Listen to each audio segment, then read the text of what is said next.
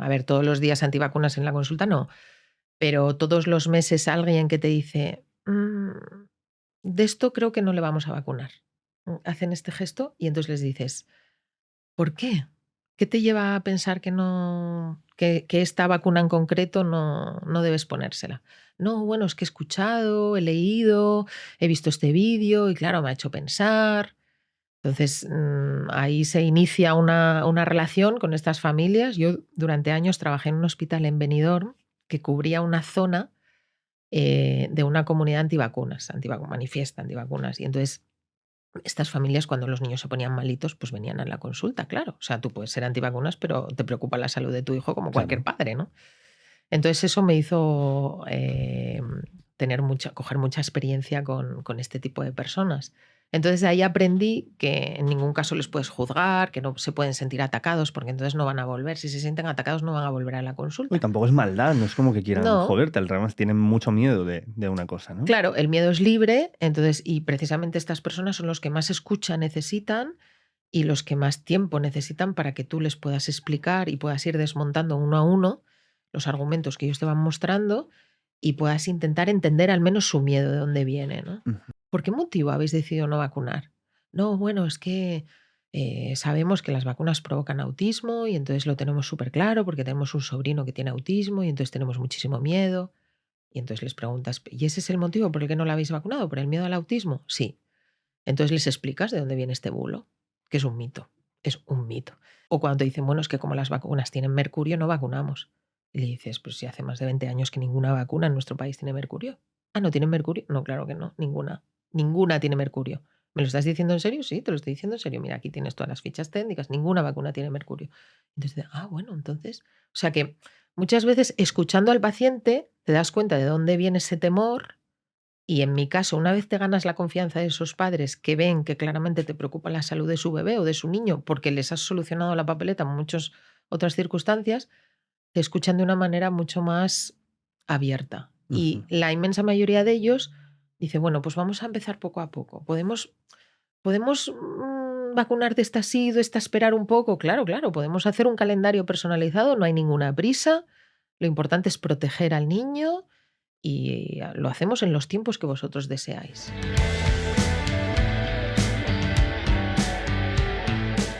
Lucía Galán, más conocida como Lucía, mi pediatra, es una pediatra, escritora y divulgadora sobre ciencia, especialmente sobre medicina y especialmente sobre la medicina que aplica a la gente más pequeña, y no hablo de los que son así, sino de los niños. Se ha convertido en una de las voces más escuchadas en este país cuando hablamos de pediatría, y es que tiene más de 1 millón de seguidores en redes sociales y ha publicado más de 10 libros, entre ellos el último que viene a presentarnos, que se llama Los virus no entran por los pies. Lo que mola de hablar con Lucía es que tiene una forma muy cercana y accesible de explicarte cosas bastante complejas, como son pues la medicina en general, y además porque intenta derribar bulos, que es lo que vamos a hacer en esa entrevista, sin un especial odio o sentimiento negativo hacia quienes los profesan o hacia quienes los promueven, sino simplemente intentando dar información para que todo el mundo pueda contrastarla con la que ya tiene y llegar a las conclusiones que esperamos sean pues las más cercanas a la verdad. En esta charla vamos a tocar temas como la vacunación de los niños, como el uso de las redes sociales y como un montón de cosas que los padres primerizos van a preguntarle al pediatra con muchísimo miedo, pero son absolutamente normales. ¿Sabes lo que no es normal? Que no hayas venido todavía a vernos al Sentido de la Birra Live. Estamos ya en el 6º mes de hacer este show en Madrid, una vez al mes, pero es que además estamos saliendo ahora por toda España a hacerlo en diferentes ciudades, así que no sé qué esperas a venir. Búscate las entradas, que te dejamos aquí un enlace para que puedas acceder a ellas, y también estate atento a nuestras redes sociales porque estamos sorteando una entrada doble con viaje y con hospedaje para aquellos que estén al loro y participen en el concurso, así que sale ahí un ojito. Este show, al igual que todo el contenido que grabamos, se publica primero que en ningún sitio en el mundo en Podimo, que es la plataforma donde vivimos nosotros y un montón de otros creadores, y gracias a la cual podemos dedicarnos a hacer esto que nos gusta tanto. Te dejo por aquí un enlace para que la puedas probar gratis y apoyarnos a seguir haciendo esto que nos gusta, y te dejo ya con la entrevista de Lucía, mi pediatra, que seguramente te va a parecer muy interesante. Pues Lucía Galán, bienvenida al Sentido de la Birra. Muchísimas gracias, un placer estar aquí. ¿Te llaman más Lucía Galán o Lucía mi pediatra? ¿Qué te dicen más? Bueno, pues entorno digital, entorno medios, entorno imagen, Lucía mi pediatra, y claro, para el resto de mortales soy Lucía Galán. ¿Cuándo nace el personaje? ¿Cuándo va a aparecer el superhéroe encima de la persona normal? Pues de momento somos la misma persona, ¿eh? Realmente creo que la única manera de mantenerte vivo y a salvo en el entorno digital es que seas la misma persona, porque si no, eso se desmonta rapidísimo. Lucía, mi pediatra, nace hace ya más de 10 años. Con la idea de, bueno, de escribir un blog, de abrir un blog. Era en esta época de los blogs, no sé si te acuerdas, que hubo un boom. Y realmente fue una vecina mía que me dijo: Lucía, tú con lo bien que escribes, y es una pena que nos das siempre en la consulta estos papelitos de recomendaciones a los pacientes de la fiebre, la diarrea, los catarros, tal. ¿Por qué no te abres un blog? Y así, chica, dejas de imprimir papel. Y todo el mundo que quiera pues puede entrar y leer tus consejos sin necesidad ni siquiera de ir a tu consulta. Pero espera un momento, tú ibas alguien iba a tu consulta y se iba con, aparte de esto, un texto tuyo. Hombre, claro, yo les explicándoles en plan de, mira, este esto tal, y así como explicado para que lo entiendas y que te lo quedes. Claro, o sea, tú vienes con tu bebé. Sí. Revisión de 2 meses y yo te mandaba los deberes. Yo, bueno, estos son los deberes para la próxima revisión, os leéis esto tranquilamente, tal. Recomendaciones de bebé de 2 meses. Pero luego venías con tu niño con fiebre, con gastroenteritis, con tos, tal, y entonces venían los consejos de la fiebre, los consejos de la gastroenteritis, los consejos de todo. Entonces yo escribía estos consejos para que los papás lo tuviesen a mano, y porque, bueno, en la consulta al final el tiempo es limitado, ¿no? Y dices, pues si se lo das en papel, así lo tienen todo controladito. Entonces esto mismo me dijo: hazte un blog y lo escribes todo ahí. Y digo, pues mira qué buena idea. Y entonces yo no tenía ni idea, no tenía ni redes sociales. O sea, yo era súper novata. Entonces, bueno, pues un blog, pues ¿cómo lo llamamos? Pues Lucía mi pediatra, ¿no? Soy pediatra. Lucía mi pediatra. luciamipediatra.com. Abrí las redes sociales y empecé a escribir. Y cuando ya llevaba como un mes y medio escribiendo, de repente un día, yo ahí ya era mamá, tenía 2 niños pequeñitos, ahora ya son adolescentes, y tuve un día de estos de locura, de muerte, de fatal, de, bueno, un mal día. Y entonces llegué a casa, me eché a llorar, entonces mi hijo mayor se dio cuenta: mami, ¿qué te pasa? Y entonces ahí, en un arranque de honestidad con mi hijo, pues le dije, digo, pues cariño, que he tenido un mal día, y mamá, pues mamá a veces llora también, y mamá a veces está triste, y mamá a veces no puede con todo. Y tuve un momento como de una conexión maravillosa con mi hijo, ¿no? Y entonces cuando terminó, él vino, me abrazó, me dio así las palmaditas estas que dan los niños de, ¿no? Todo va a ir bien, mami. Y entonces por la noche fue tan bonito aquello que escribí un artículo que se llama Mamá también llora. Y entonces contando un poco, dando esta visibilidad, ¿no?, a la vulnerabilidad de la maternidad, a estas exigencias de hacerlo todo perfecto, y pues que realmente no es real, no llegamos, a veces nos equivocamos. Y entonces este post se viralizó. Tuvo 1 millón de lecturas en 24 horas, España, México, Argentina. Me llamaron de bastantes medios de comunicación: uy, este artículo, qué interesante, ¿no? Y entonces a raíz de ahí empecé a escribir más desde el terreno emocional. Escribía mucha pediatría, pero también escribía mucho de las cosas que realmente nos mueven a las madres, a los padres, sobre el miedo, sobre la frustración, sobre las expectativas, sobre la mujer que emprende, la mujer trabajadora. Y entonces eso empezó a crecer, a crecer, a crecer, a crecer. Empecé a ganar en seguidores una barbaridad. Y a los 4 o 5 meses llegó la propuesta de Planeta para escribir un libro. Así. ¡Hala! ¡Pam! Todo de golpe, ¿no? Todo de golpe. Primer libro, editorial Planeta, bestseller, lo mejor de nuestras vidas. Y a partir de ahí mi vida cambió. Empecé mi carrera literaria, empecé a sacar un libro casi por año.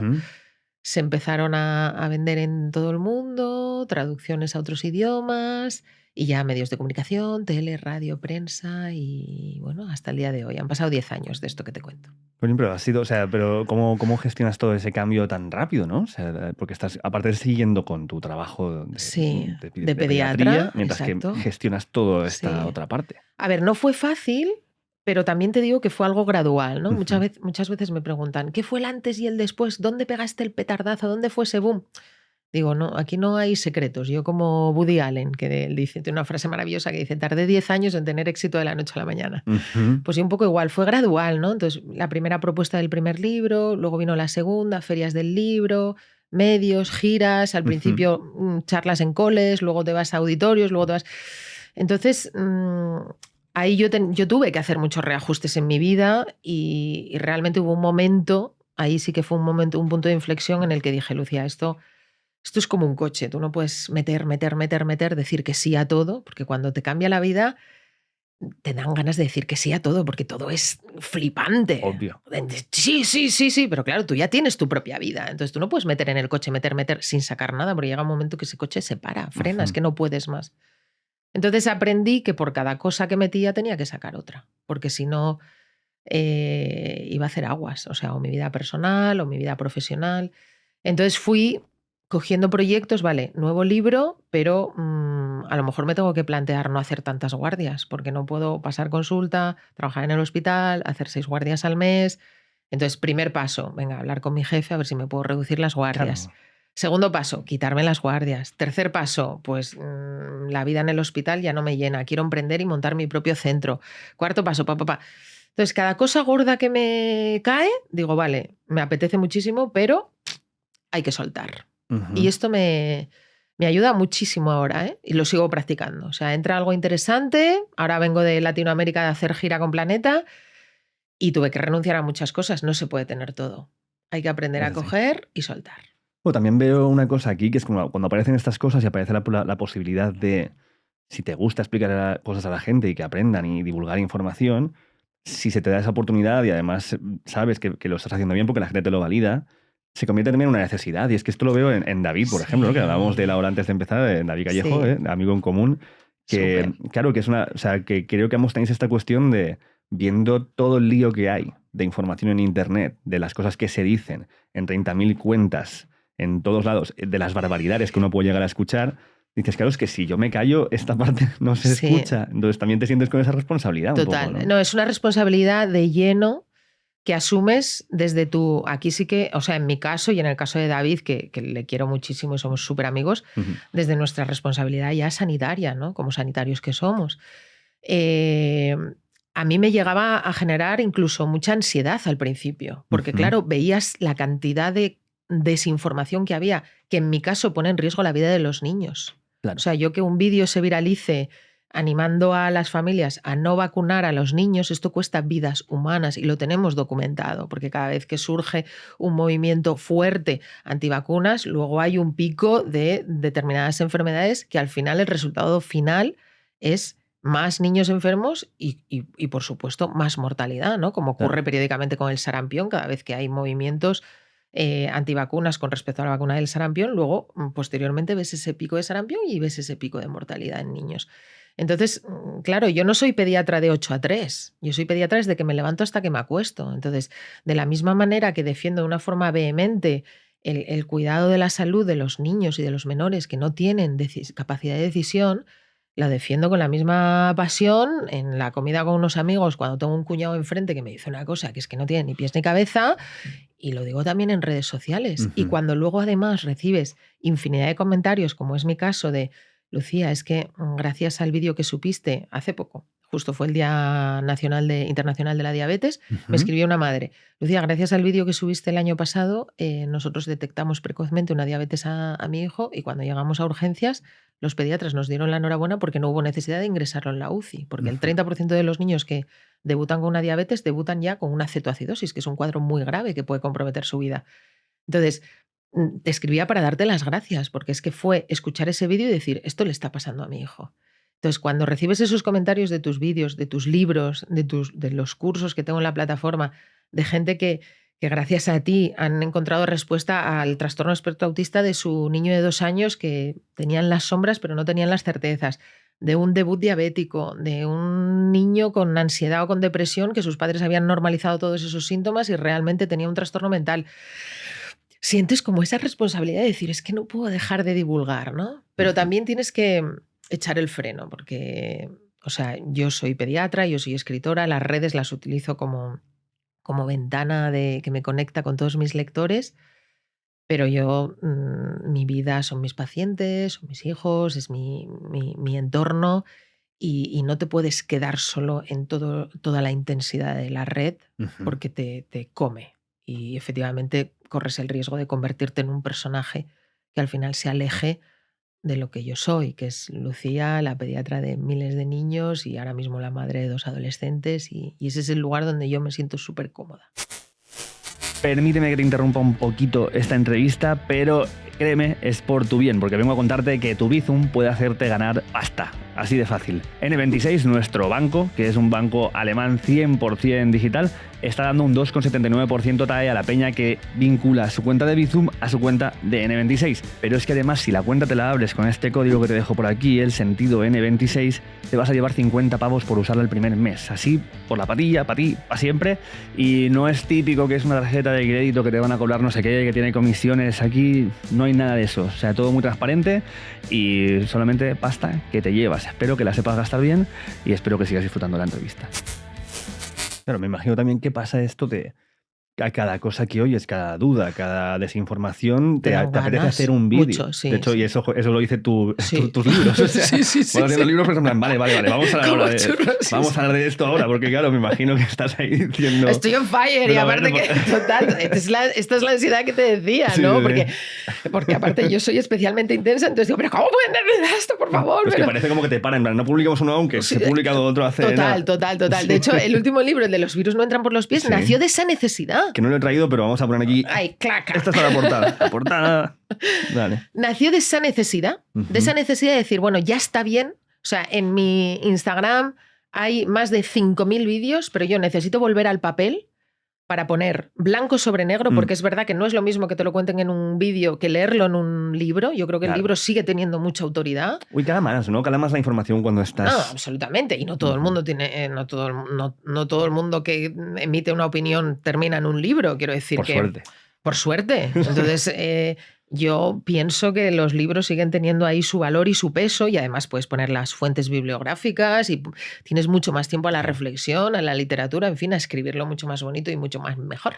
Entonces necesitaba reunir todos estos mitos en los que yo me parto la cara con los haters y con pseudocientíficos que hay en la red en un libro bien escrito, bien estructurado y que aporte salud y que pongan valor en la ciencia y el progreso, ¿no? Entonces volví al libro, digo, mira, ya está. Todo esto que llevamos hablando lo vamos a escribir en un libro. Y cuando empecé a recoger todos los mitos, mi editora dijo, echa el freno, Lucía, que llevamos ya 300 páginas. Y digo, es que esto de verdad es que no para. Y de hecho ahora tengo un apartado en el móvil donde pongo, para próximas ediciones de Los virus no entran por los pies, donde tengo ya un mogollón más de mitos que sigo escuchando y que digo, este lo tengo que meter, este lo tengo que incluir. Pero bueno, sí, las mentes inquietas funcionamos así, vamos siempre... Pues yo te vengo cargado de preguntas porque tú me decías al principio que decías ahí, pero claro, no tiene hijos, no sé, ¿qué me va a preguntar? Pero tengo muchos amigos con hijos. Bien, yo como voy un poquito siempre por delante, pues claro, yo también me documenté sobre ti. Claro. O sea, a mí la improvisación me pone y me estimula y tal, pero no soy una inconsciente. Entonces yo también digo, pero a ver, este chico, claro, yo ya te conocía y había escuchado muchos podcasts tuyos, pero normalmente me entrevista gente pues, que está en el mundillo, que son papás o que... Y entonces llamé a mi amigo David y le dije, oye, que me va a entrevistar tu amigo, y estoy yo un poco despistada porque, claro, él como no es papá, pues es que no sé qué dudas va a tener. Tú confía, Lucía, tú confía. Y yo, pues ya está. Claro que sí, o sea, pero esto es, o sea, yo creo que eso es el trabajo, o al menos mi parte de trabajo es esta, ¿no? También entrevisto a gente que está con temas de migración y no soy migrante, pero es importante saber que vivimos en un mundo plural, que los niños son una parte súper importante de ese mundo porque estamos rodeados de niños, sea de forma directa o indirecta, y que muchas veces no los vemos ni como personas. Que esto y que me parece todos fuimos niños. Exactamente. Y se nos olvida un montón, pero luego aparte que hay esto de que no acabamos de ver muchas veces a un niño como una persona completa. ¿Lo ves?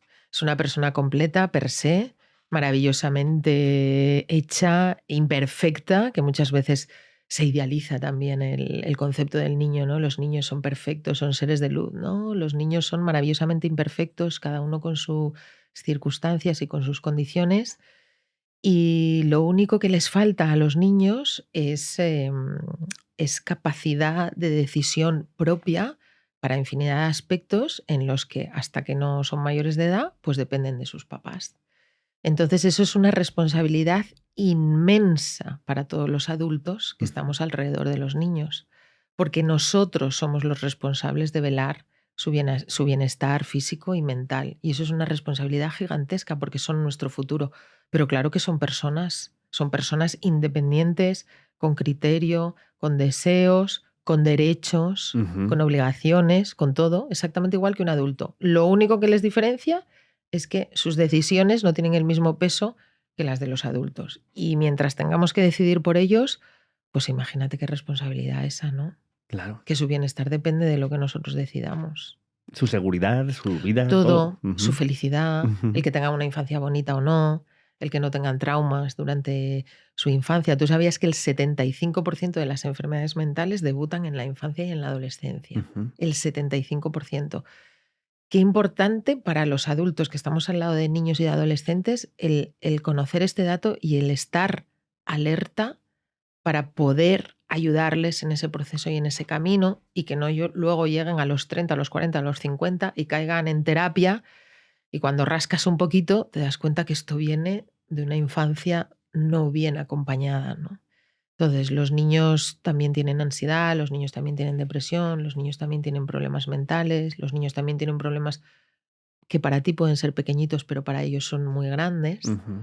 Y mi única, vamos, mi responsabilidad como madre, además de, por supuesto, de que mis hijos tengan una infancia y una adolescencia segura y de ofrecerles lo que necesitan para ser seres humanos felices y plenos, es que tengan una infancia y una adolescencia feliz.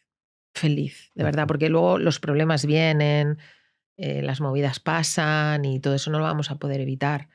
Pero para garantizar una infancia bonita y feliz, tenemos que ser muy conscientes de lo que tenemos entre manos. Mucho, mucho, mucho, porque su bienestar luego como adultos y su salud mental va a depender muchísimo de la infancia que han tenido. Es que depende mogollón. Es que cuando abrimos la mochila de nuestra infancia, es que te das cuenta que todas las luces y todas las sombras que arrastramos con nuestros 30, 40 o 50 vienen de ahí. Claro, aquí esto me hace llevar a la primera cosa que te quería preguntar, porque hablando con mi gente alrededor, con hijos, claro, y las cosas que me decían que ellos les había pasado en otros momentos o ahora, tal y cual, mi primer pensamiento fue, claro, tienes que lidiar con toda esta gente que está mal de la cabeza, que son mis amigos. No están mal de la cabeza. No, lo sé, pero quiero decir, obviamente no están mal de la cabeza, pero es como que de repente les ha pasado algo tan importante en la vida y además tienen tanta información y creo que el nivel de conciencia de todo lo que estás diciendo ahora es mucho más alto en los padres jóvenes que, claro, ellos tienen miedo de ser el que le está creando el trauma, de ser el que está no dándole la vitamina que le va a hacer no crecer lo suficiente. No quiero ser el problema del responsable. Futuro. Claro, o sea, sí, exacto. Es brutal, pero a mí me encanta. Ajá. Me encanta porque aparte... Bueno, me encantan los papás y las mamás, me encanta mi trabajo. Y aparte es que cuando estás ahí en ese momento te crees que eres el único. Crees que eres el único que te está pasando eso, te crees de verdad que te estás volviendo loco, te crees que... O sea, entonces, deshacer esos miedos es una pasada con ellos. O sea, el decirles, cogerles de la mano incluso y decir, tranquilo, Ricardo, tío, tranquilo, tranquilo, que es que no tienes que dar el 100% ya. Que esto es una carrera de fondo, que vamos a ir tranquilitos en este camino, que te vas a equivocar muchas veces, que no pasa nada, que no hay aprendizaje sin equivocación, que eres y vas a ser un padre maravilloso, pero es que vas a ser un mejor padre a medida vaya pasando el tiempo, precisamente por toda la experiencia que te va a dar tu hijo. Que tu hijo va a ser tu gran maestro, pero no quieras hacerlo perfecto. De hecho, siempre les digo, no queráis hacerlo perfecto, intentad hacerlo bonito. Eso es mucho más importante. El que tus hijos recuerden, qué infancia más chula he tenido yo. Tío, mi padre, que sí, era un desastre en esto, en lo otro, tal, mi madre, pero qué infancia más bonita me han dado. Que son 10, 12 años, es que no es más. Es que la infancia son 10, 12 años, luego ya se va.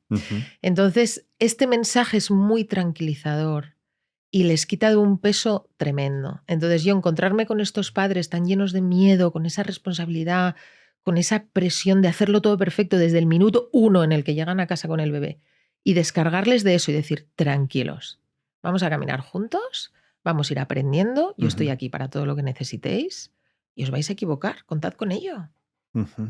Entonces ahí ya te los ganas para siempre, ya te lo digo. Claro. Cuando les hablas desde ese lugar dicen, ¡uy, qué bien! En lugar de tienes que, debes que, cómo no se te ha ocurrido, te ocurra, pero madre mía, has hecho eso, ¿qué? ¿No? Claro, sí, pobrecitos, es que es duro, es muy duro. A mí me flipan estos vídeos y posts de 10 alimentos que podrían estar poniendo en peligro la vida de tu hijo. Las Es como, listas. joder. Sí. Ah, vale, o sea, ponían esta... ¿Qué? ¿Sabes qué pasa? Madre mía. Que la sensación también ahora con las redes sociales, que claro, yo he vivido un poquito la era pre-redes sociales, porque yo cuando mis hijos van a cumplir ahora 18 y 16, cuando ellos nacieron no había redes sociales y yo ni siquiera tenía un móvil, un smartphone cuando ellos nacieron. Y cuando yo empecé a trabajar como pediatra no había redes sociales. Entonces he conocido esos papás, que yo también fui mamá en esa era, y ahora conozco, 20 años después como pediatra, a papás jóvenes que están con todo el rollo digital, donde yo también ahora estoy, ¿no? Entonces te das cuenta que ahora la sensación de los padres de ahora es que su hijo está en peligro inminente. Todo el rato. La sensación es que salimos a la calle y nos puede pasar algo en cualquier momento. Pero eso no es en cualquier ámbito. O sea, te pasa con la pediatría, pasa con el, no sé, con el clima, ves un accidente, con los meteoritos, y ahora con mismo la pulsión solar. Estaba en el taxi y me acaba de saltar una noticia en Instagram. Atropellan a un chico en Madrid, en el centro de Madrid, esperando el autobús. Y claro, o sea, yo iba ahí en el taxi y siguiente parada del autobús ves a gente ahí esperando y ya te estás imaginando que va a haber un... O sea, cualquier cosa que leemos te da la sensación, en cualquier parte del mundo, te da la sensación de que te va a pasar a ti. Pero es que cuando es tu hijo el que está ahí, No, olvídate. eso multiplícalo por 10.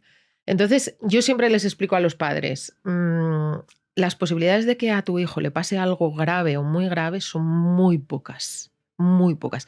Afortunadamente, los niños tienen infancias felices, tranquilas, les ocurren determinadas cosas, pero es muy difícil perder a un hijo. Es muy difícil que a tu hijo le atropellen, es muy difícil que tu hijo se ahogue, es muy difícil que tu hijo tenga una enfermedad grave y termine en una UCI. ¿Tenemos casos? Obviamente, claro que sí, yo los he tenido como pediatra, pero las probabilidades son muy pocas. Claro. Porque la sensación que tienen los padres es que en cuanto empiece con los trocitos se va a morir atragantado. El primer verano, cuidado que se va a morir ahogado en una piscina. Llueve un poco y ahora cualquiera coge el coche lloviendo porque a ver si va a venir una dana y nos va a arrastrar con los niños dentro.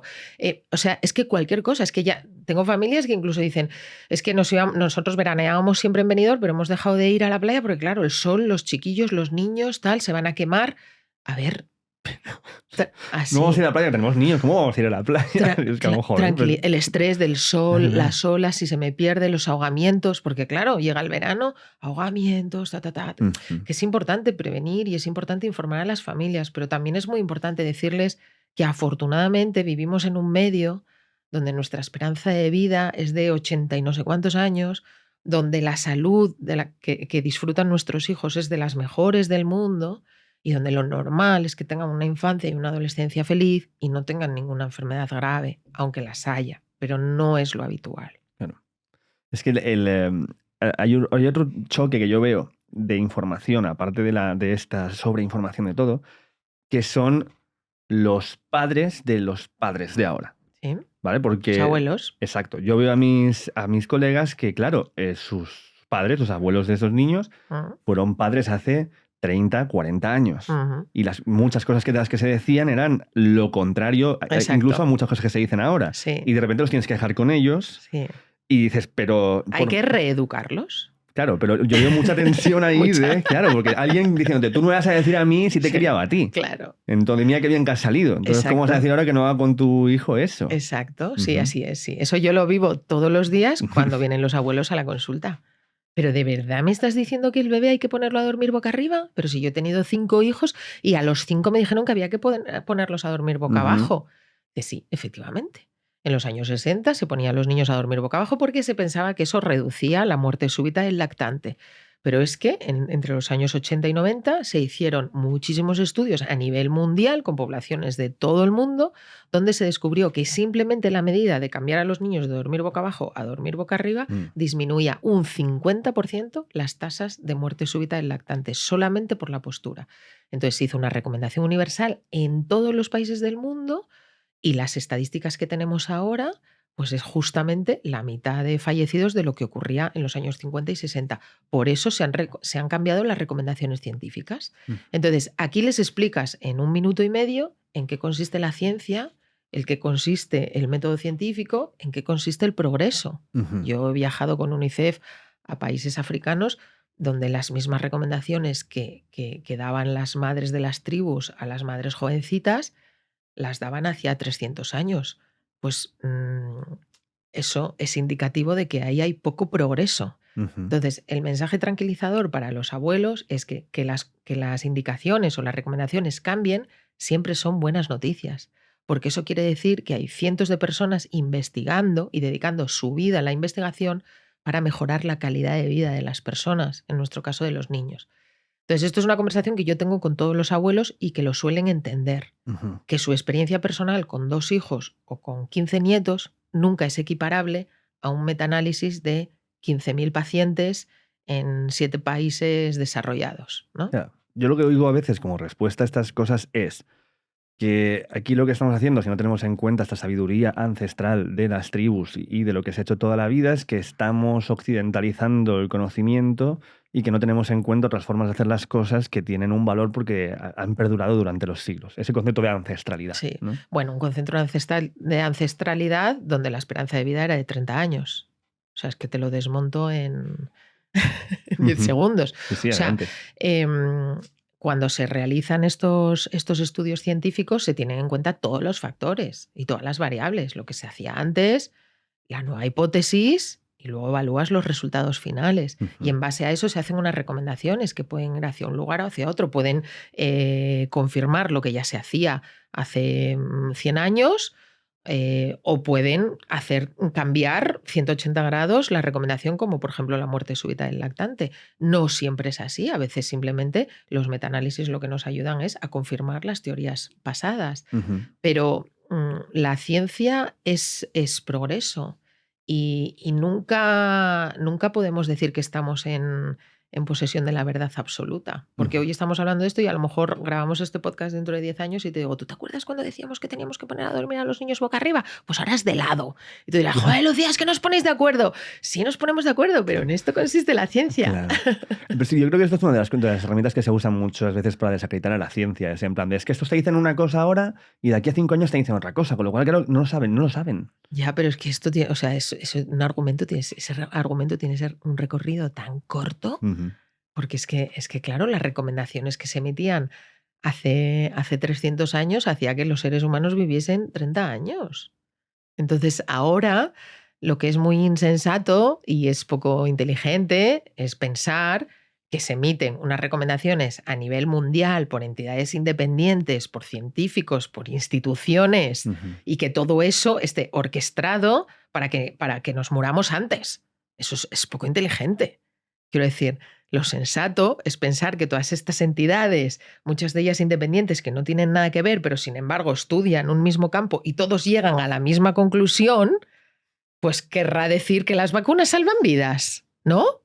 Y no que hay un movimiento estructurado y organizado para enfermar a las personas, para generar enfermedades y así luego tener los fármacos que curen esas enfermedades Ujú.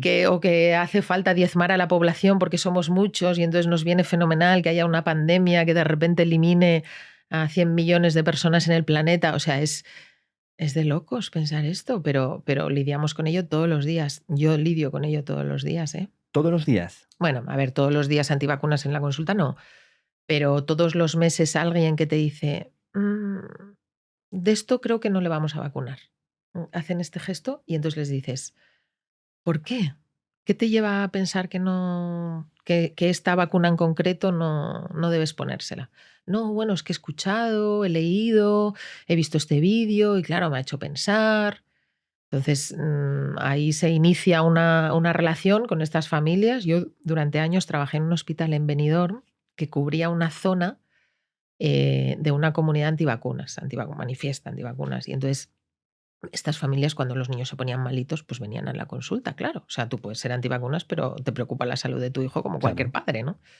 Entonces eso me hizo coger mucha experiencia con este tipo de personas.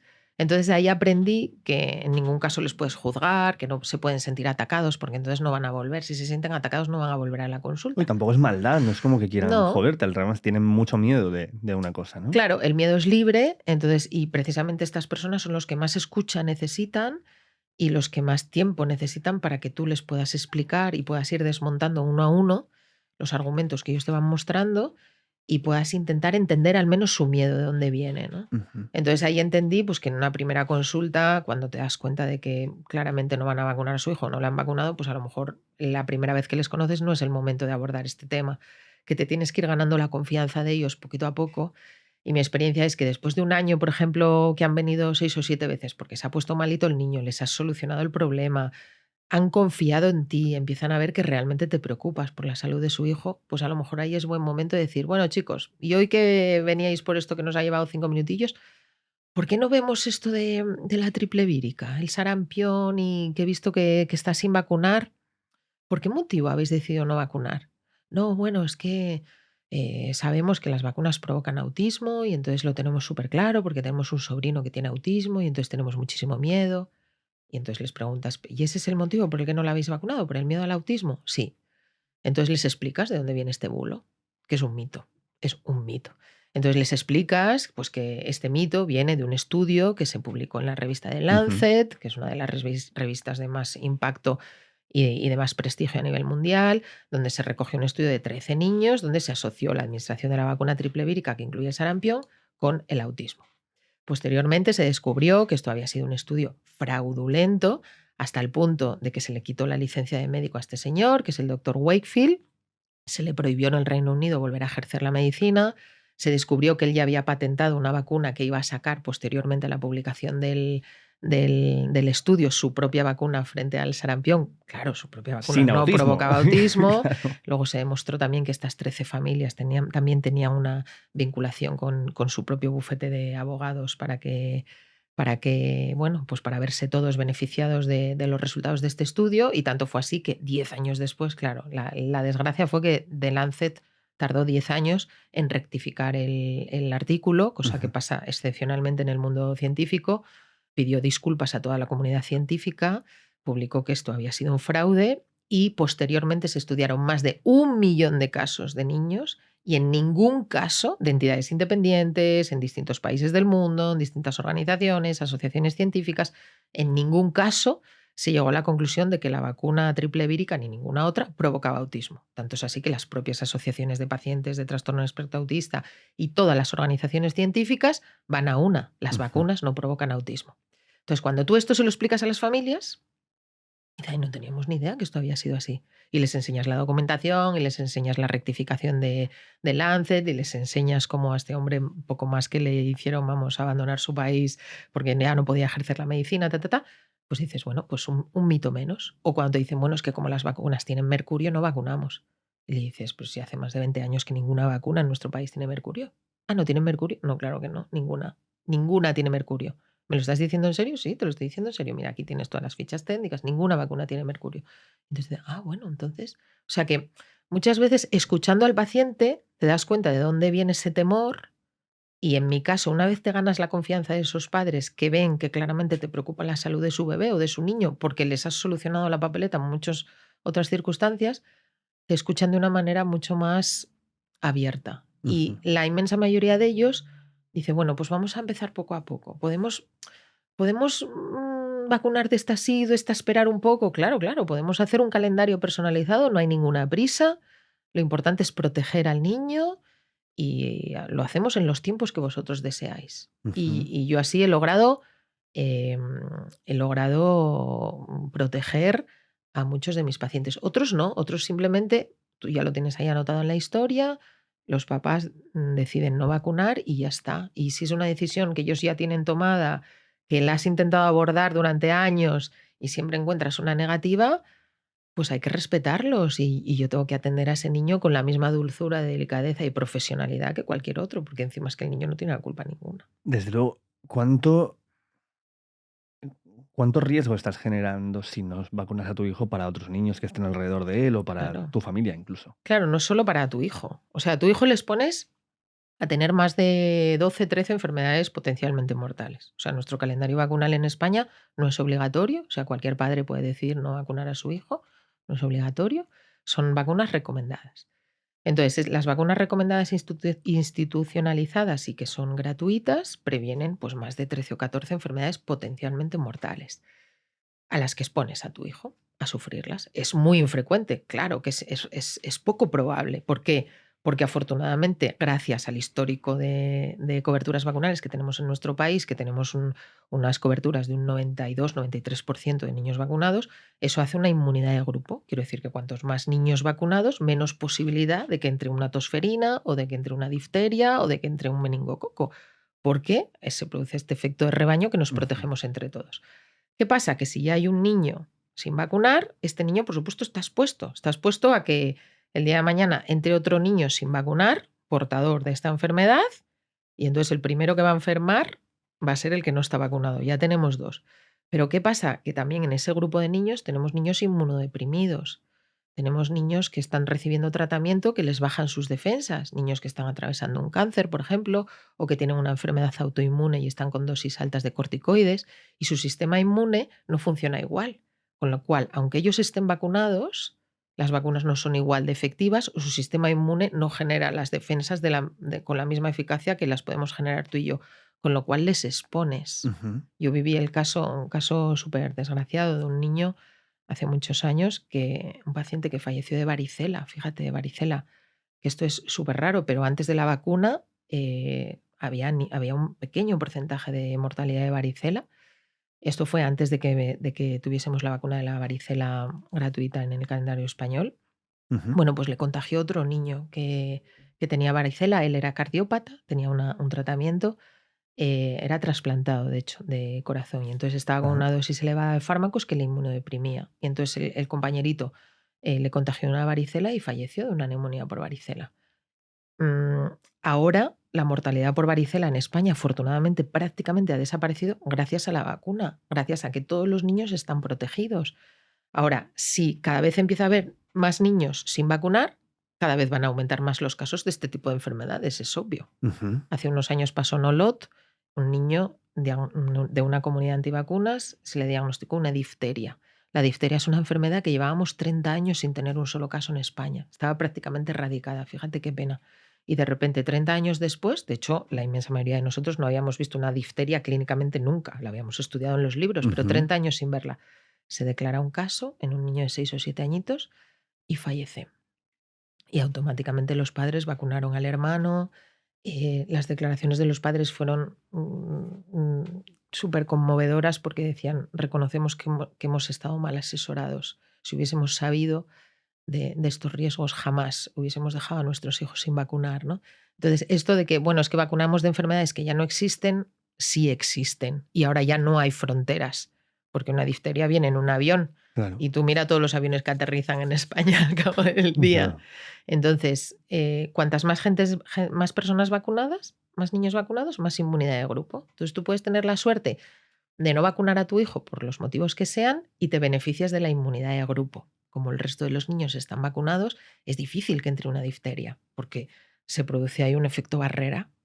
Pero en cuanto tengas a 2 o 3 niños en un mismo aula que no estén vacunados, claro, las posibilidades estadísticamente aumentan, ¿no? Claro. Entonces te expones a ti, expones a los niños de tu alrededor y expones encima a los niños inmunodeprimidos, pobrecitos, que son los padres que más cuidado tienen con sus hijos. Porque, claro, saben de que a ti una gripe te tumba en la cama una semana, pero a un niño inmunodeprimido una gripe le ingresas en el hospital o incluso en la UCI. Tal. Y encima tienen que asumir las consecuencias de los padres que han decidido no vacunar a su compañero de clase. Es duro de pensar, ¿eh? ¿Por qué crees que tiene tanto más recorrido el bulo que la rectificación? Bueno, mira, si te vas a estudios sobre bulos en la red, el dato es que un bulo se distribuye 10 veces más rápido que una información verídica. Porque el bulo es sensacionalista, o sea, el fenómeno de clickbait está ahí, todos lo conocemos. Entonces, la noticia, cuanto más llamativa, cuanto más alejada de la realidad, cuanto más peliculera, cuanto más, no sé, cuanto más nos llame la atención porque se aleja de la realidad, más interés. Entonces, al final se produce un sesgo que es súper interesante de estudiar, en el que las redes sociales, al final, no es una herramienta en la que tú puedas amplificar tu conocimiento en la mayor parte de las veces, sino que muchas veces lo que hace es, se produce un sesgo de confirmación y las personas del lado oscuro que van hacia las pseudociencias y a todas estas cosas tan tan alejadas de la ciencia, pues lo que hacen es un sesgo de confirmación. Cuando ven un vídeo de la Tierra es plana, pues ves, es que esto es lo que yo digo, que la Tierra es plana. Y entonces el algoritmo ya te empieza a mostrar vídeos de la Tierra es plana, y entonces tú te autoconvences, ¿ves? Si es que no para de salirme información de que la Tierra es plana, la Tierra es plana. Entonces, en los chicos más jóvenes, sobre todo, este sesgo es súper llamativo. Yo lo veo con mis hijos adolescentes. Claro, empiezan a buscar sobre un tema en TikTok, el algoritmo les empieza a recomendar esos vídeos y da igual que estés buscando la Tierra es plana. Vas a tener 200.000 vídeos de personas que aseguran que la Tierra es plana.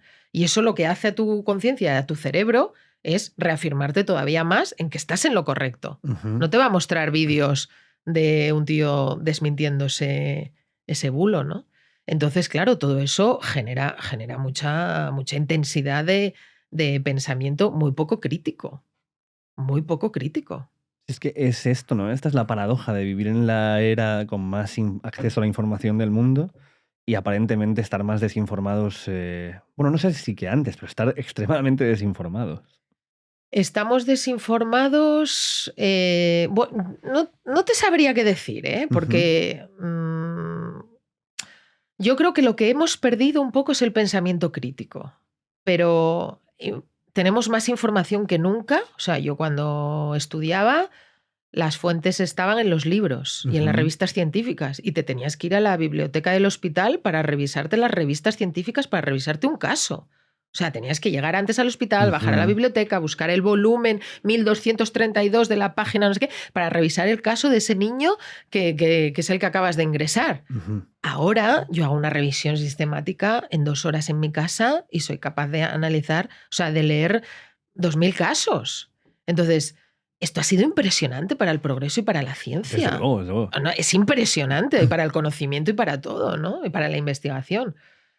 Pero claro, si hemos perdido esa capacidad de decir, a ver, ¿esto es una fuente fiable?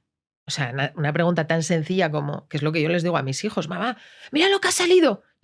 ¿De dónde viene? ¿Eso es una fuente fiable? O sea, es como la primera pregunta, ¿no?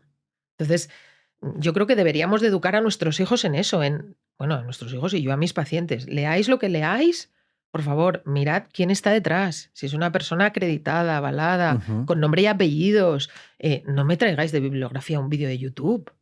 Claro, yo me refería a desinformación con base en eso. Es que hace poco aprendí que en base a no se usa, es con base en. Muy bien, con base en. Mira, pues lo acabo de aprender yo también. Sí, estoy intentando poner porque yo digo mucho en base a.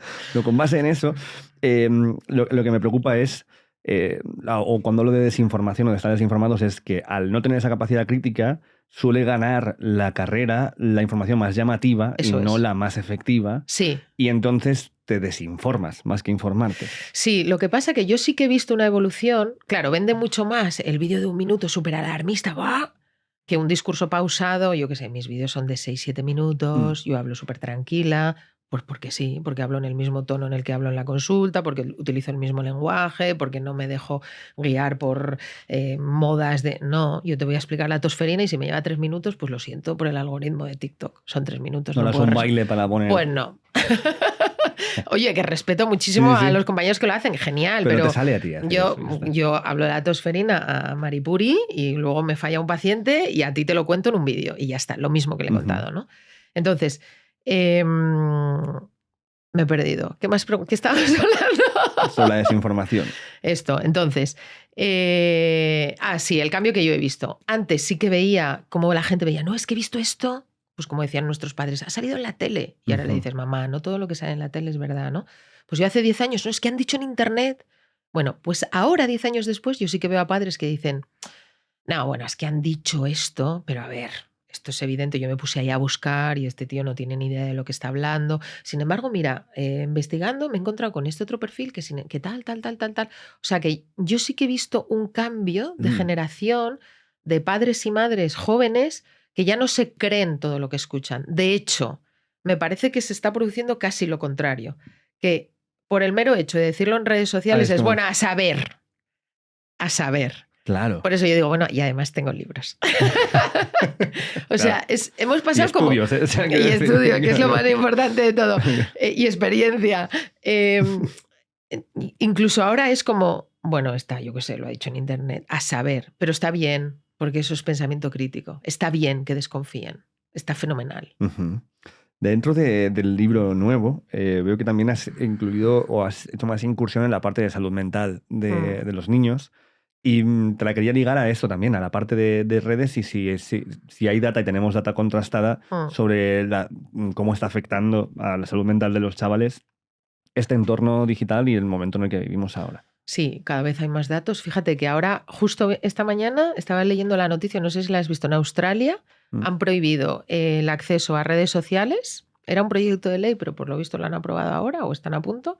El acceso a redes sociales a menores de 16 años, ya por ley. ¿Qué opinas? Pues opino que, claro, aquí entra todo el rollo de la censura y todo esto, ¿no?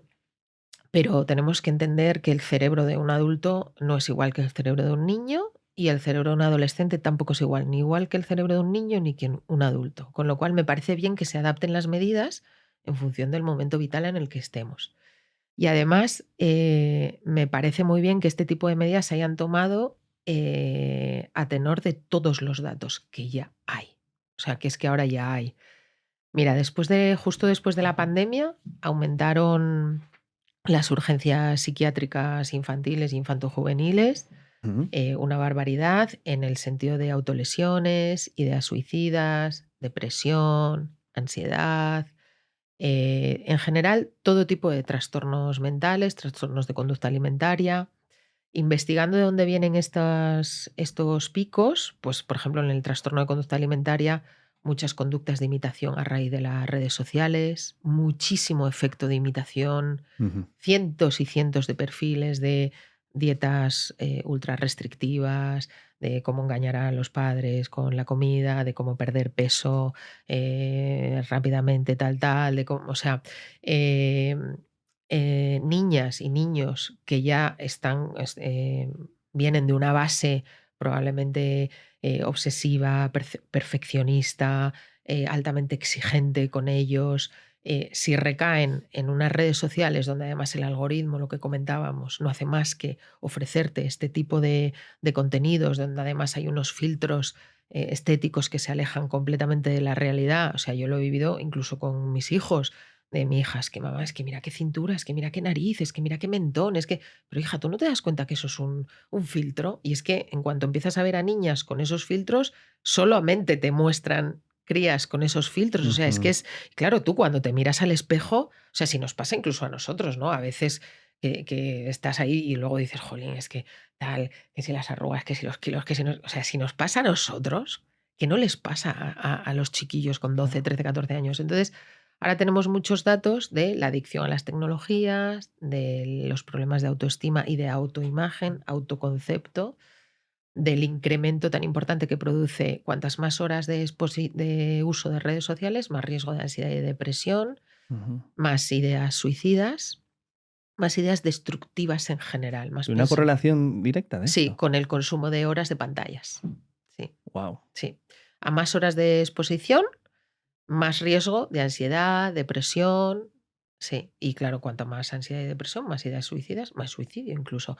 Fíjate, en el año 2022 fallecieron más jóvenes de suicidio que de cáncer.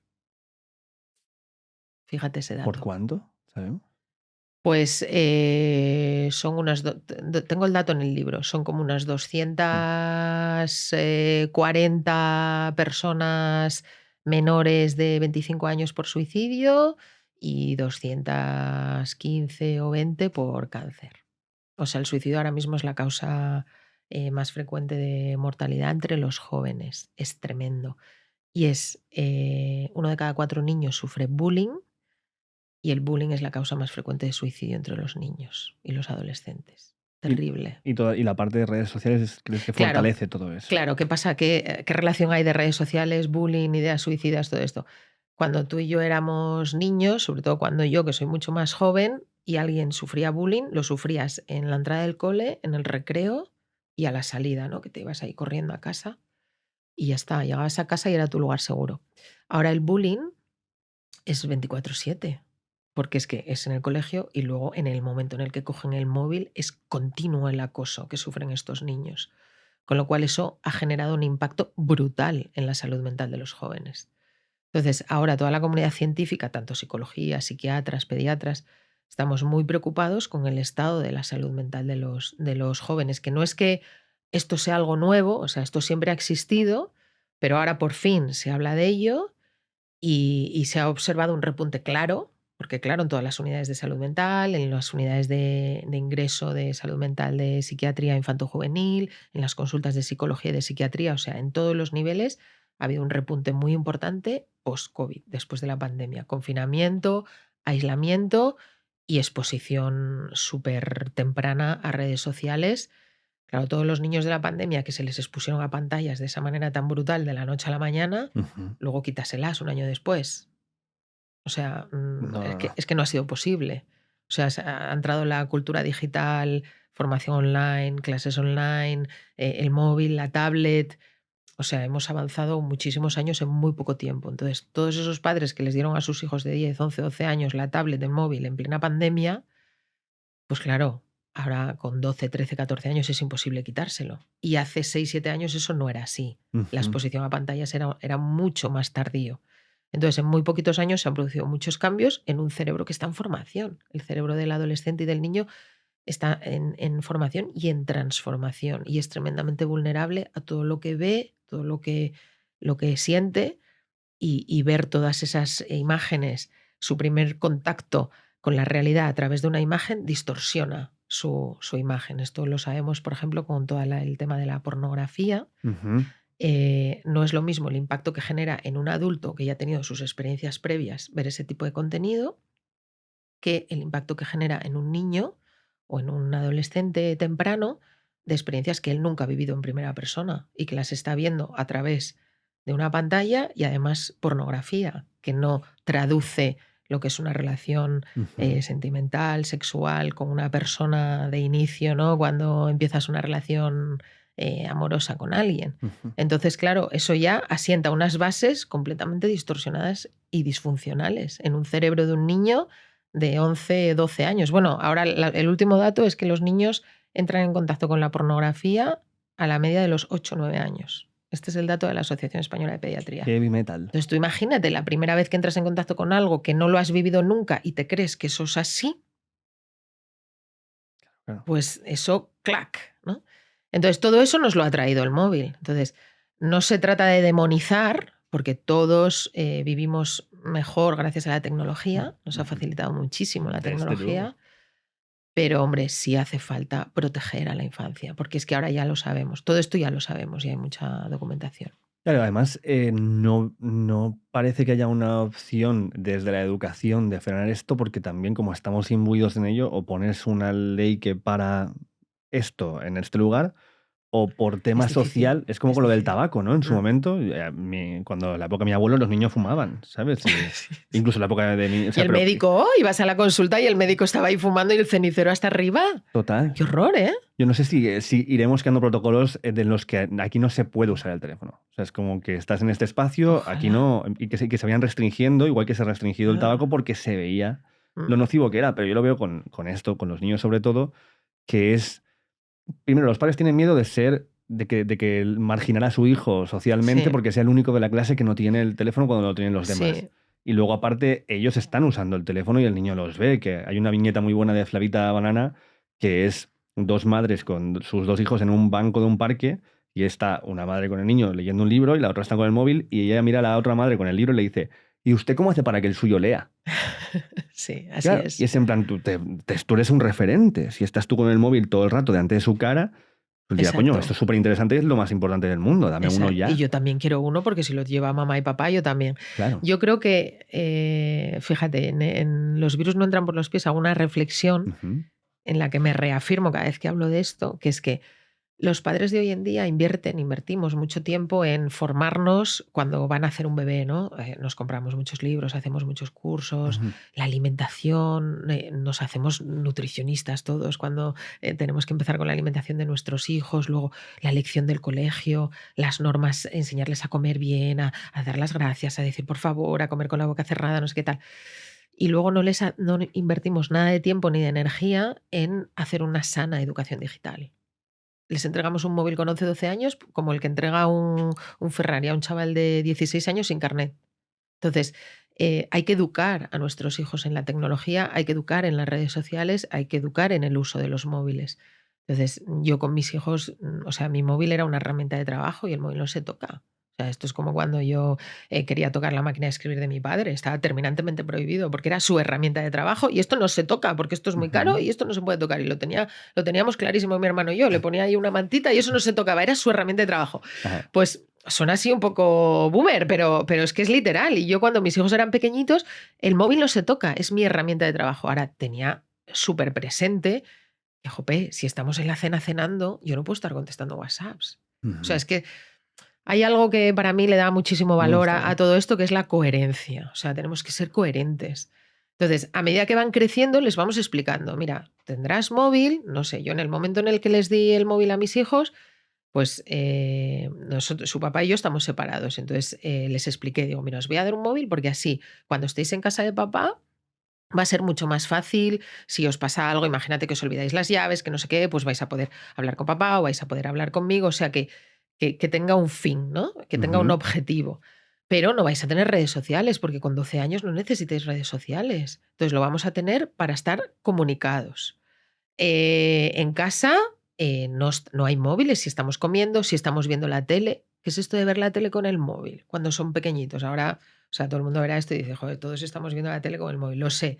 Pero cuando eres padre, es un mal mensaje tener un niño pequeñito con el que estás viendo una peli y tú al mismo tiempo estás aquí whatsappeando y al mismo tiempo estás entrando en Instagram. Todo eso, el niño, o sea, somos el espejo donde se reflejan nuestros hijos cada día. Es como fumar, yo lo comparo todo el rato Claro, entonces con el niño eso. estará viendo la peli, pero estará viendo a papá, estará no sé qué, y como me dijo a mí mi hija una vez cuando era pequeñita, mamá, escúchame, pero escúchame con los ojos. Porque yo estaba con el móvil. Y yo le estaba, que sí, que te estoy escuchando, que te estoy escuchando. Escúchame con los ojos. Si es que no me lo puedo decir más claro. Pero es 6 buenísima años la tenía. frase. Es buenísima. Claro, ahí me quedé, o sea, mala madre total. Pero es que aprendemos así, ¿no? Y ahora ya me lo dicen, o sea, claramente ahora estamos, yo qué sé, estamos comiendo y de repente te entra un mensaje que se te va la mirada, que a todos nos pasa, y te enganchas ahí y de repente, joder, mamá, por favor, para un poco que estamos comiendo. Te lo dicen ellos, pero me encanta que me lo digan, porque si me lo digan es porque les chirría, y si les chirría es porque yo he invertido muchos años en decirles, no hay tele mientras estamos comiendo. No te llama tu amiga mientras estamos cenando. Suelta el móvil. No, es que tengo que escucharme un vídeo. Me da igual, lo escuchas luego. Ahora, media hora para cenar. Y esto es pico pala, pico pala, pico pala. Y cuando ya por fin les abres las redes sociales, ya tienen un móvil, ya tienen datos, ya tienen tal, pues tío, normas básicas. No se aceptan solicitudes de desconocidos cuando tienen 15 años. No se chatea con desconocidos. No se mandan fotos ni en bikini, ni enseñando el cuerpo, porque en el momento en el que subes una foto así, deja de ser tu foto. No subas nada a la red de lo que te puedas arrepentir dentro de 10, 12 o 15 años cuando estés haciendo una entrevista de trabajo y te vean haciendo el tonto bebiendo a 2 manos, Claro. ¿no? O sea, yo se lo digo ahora mucho. Mi hijo ahora está a punto de entrar en la universidad y digo, cariño, no subas nada que el día de mañana en una entrevista de trabajo te puedan decir, tío, ¿esto qué es? ¿No? O sea, y entonces ellos son como súper conscientes de esto, pero hay mucha gente que no lo es. Entonces les entrega un móvil como el que entrega cualquier otra cosa sin esa educación digital. Yo en cuanto salían noticias de cosas que pasaban, bueno, yo he vivido con pacientes historias muy desagradables de niñas que les han engañado, que eran adultos, todo este tema, y yo luego lo contaba en casa. Fijaros, he tenido hoy una paciente, fijaros lo que le ha pasado. La chica hizo un grupo, estaba ahí chateando, eran todas amigas, entró una chica que decía que era la amiga de otra amiga, de otra amiga, de otra, y resultó ser al final un señor mayor, las extorsionó, no sé qué. ¿Pero qué me dicen? Pero mamá, ¿eso es posible? Sí, eso es posible. Claro, esto se lo cuentas a una niña de 13 años, ¿no? Y te dice, juli, mamá, yo se lo cuento ahora con 16 y mi hija dice, hombre, claro que pasa todos los Eso y días. más cosas. Claro, Claro. pero antes tiene que venir esa conversación de Claro. los 13 de, es que esto pasa, es que ahí fuera hay gente mala. Nosotros nos decían que no cogíamos caramelos de desconocidos, ¿no? O que no te metieras en un portal con un tío que no conocías de nada. Es raro que te pase, pero de vez en cuando pasa, ¿no? Y eso como que nos lo instruían mucho. Y sin embargo, con el entorno digital, o sea, yo veo que se invierte cero en advertir a los chavales de los riesgos que puede suponer. A mí no se me ocurre darle a mi hijo un coche sin antes haber pasado por la autoescuela, Claro. ¿no? Ujú. Pues esto es igual. No le des un móvil sin antes explicarle que de vez en cuando hay gente muy cabrona ahí fuera que quiere hacer daño a menores y que hay señores que les gustan las niñas y que les gustan los niños. Y esta conversación, si el niño es maduro para tener un TikTok o un Instagram, es maduro para saber que estas cosas pueden pasar, porque es un riesgo real. Ujú. Claro, es que a veces creo que por la incomodidad de no tener ciertas conversaciones, podemos estar desatendiendo las necesidades de gente que nos importa mucho. Hay que tenerlas. O sea, las conversaciones incómodas hay que tenerlas en todo el ámbito, en todos los ámbitos, con tus hijos, con tu pareja, con compañeros de trabajo. Siempre hay conversaciones incómodas, pero volvemos a la coherencia, ¿no? Si tú quieres que tus hijos tengan una infancia y una adolescencia sana, segura y con los menores riesgos posibles, pues hay que explicar que no todo el mundo es bueno. ¿No? Total. ¿No? O sea, que Ujú. yo soy una persona súper optimista y súper alegre y muy disfrutona, Ujú. pero yo he intentado educar a mis hijos en un mundo real. Porque, bueno, porque pasan cosas y yo las vivo en primera persona con pacientes. Quiero decir que estas cosas pasan. Hay una extensión de esto de la que estuvimos hablando aquí con una divulgadora que tiene un canal de YouTube que se llama Medianoche, que es el sharenting. ¿Has Ujú. oído hablar de esta cuestión? Sí, claro.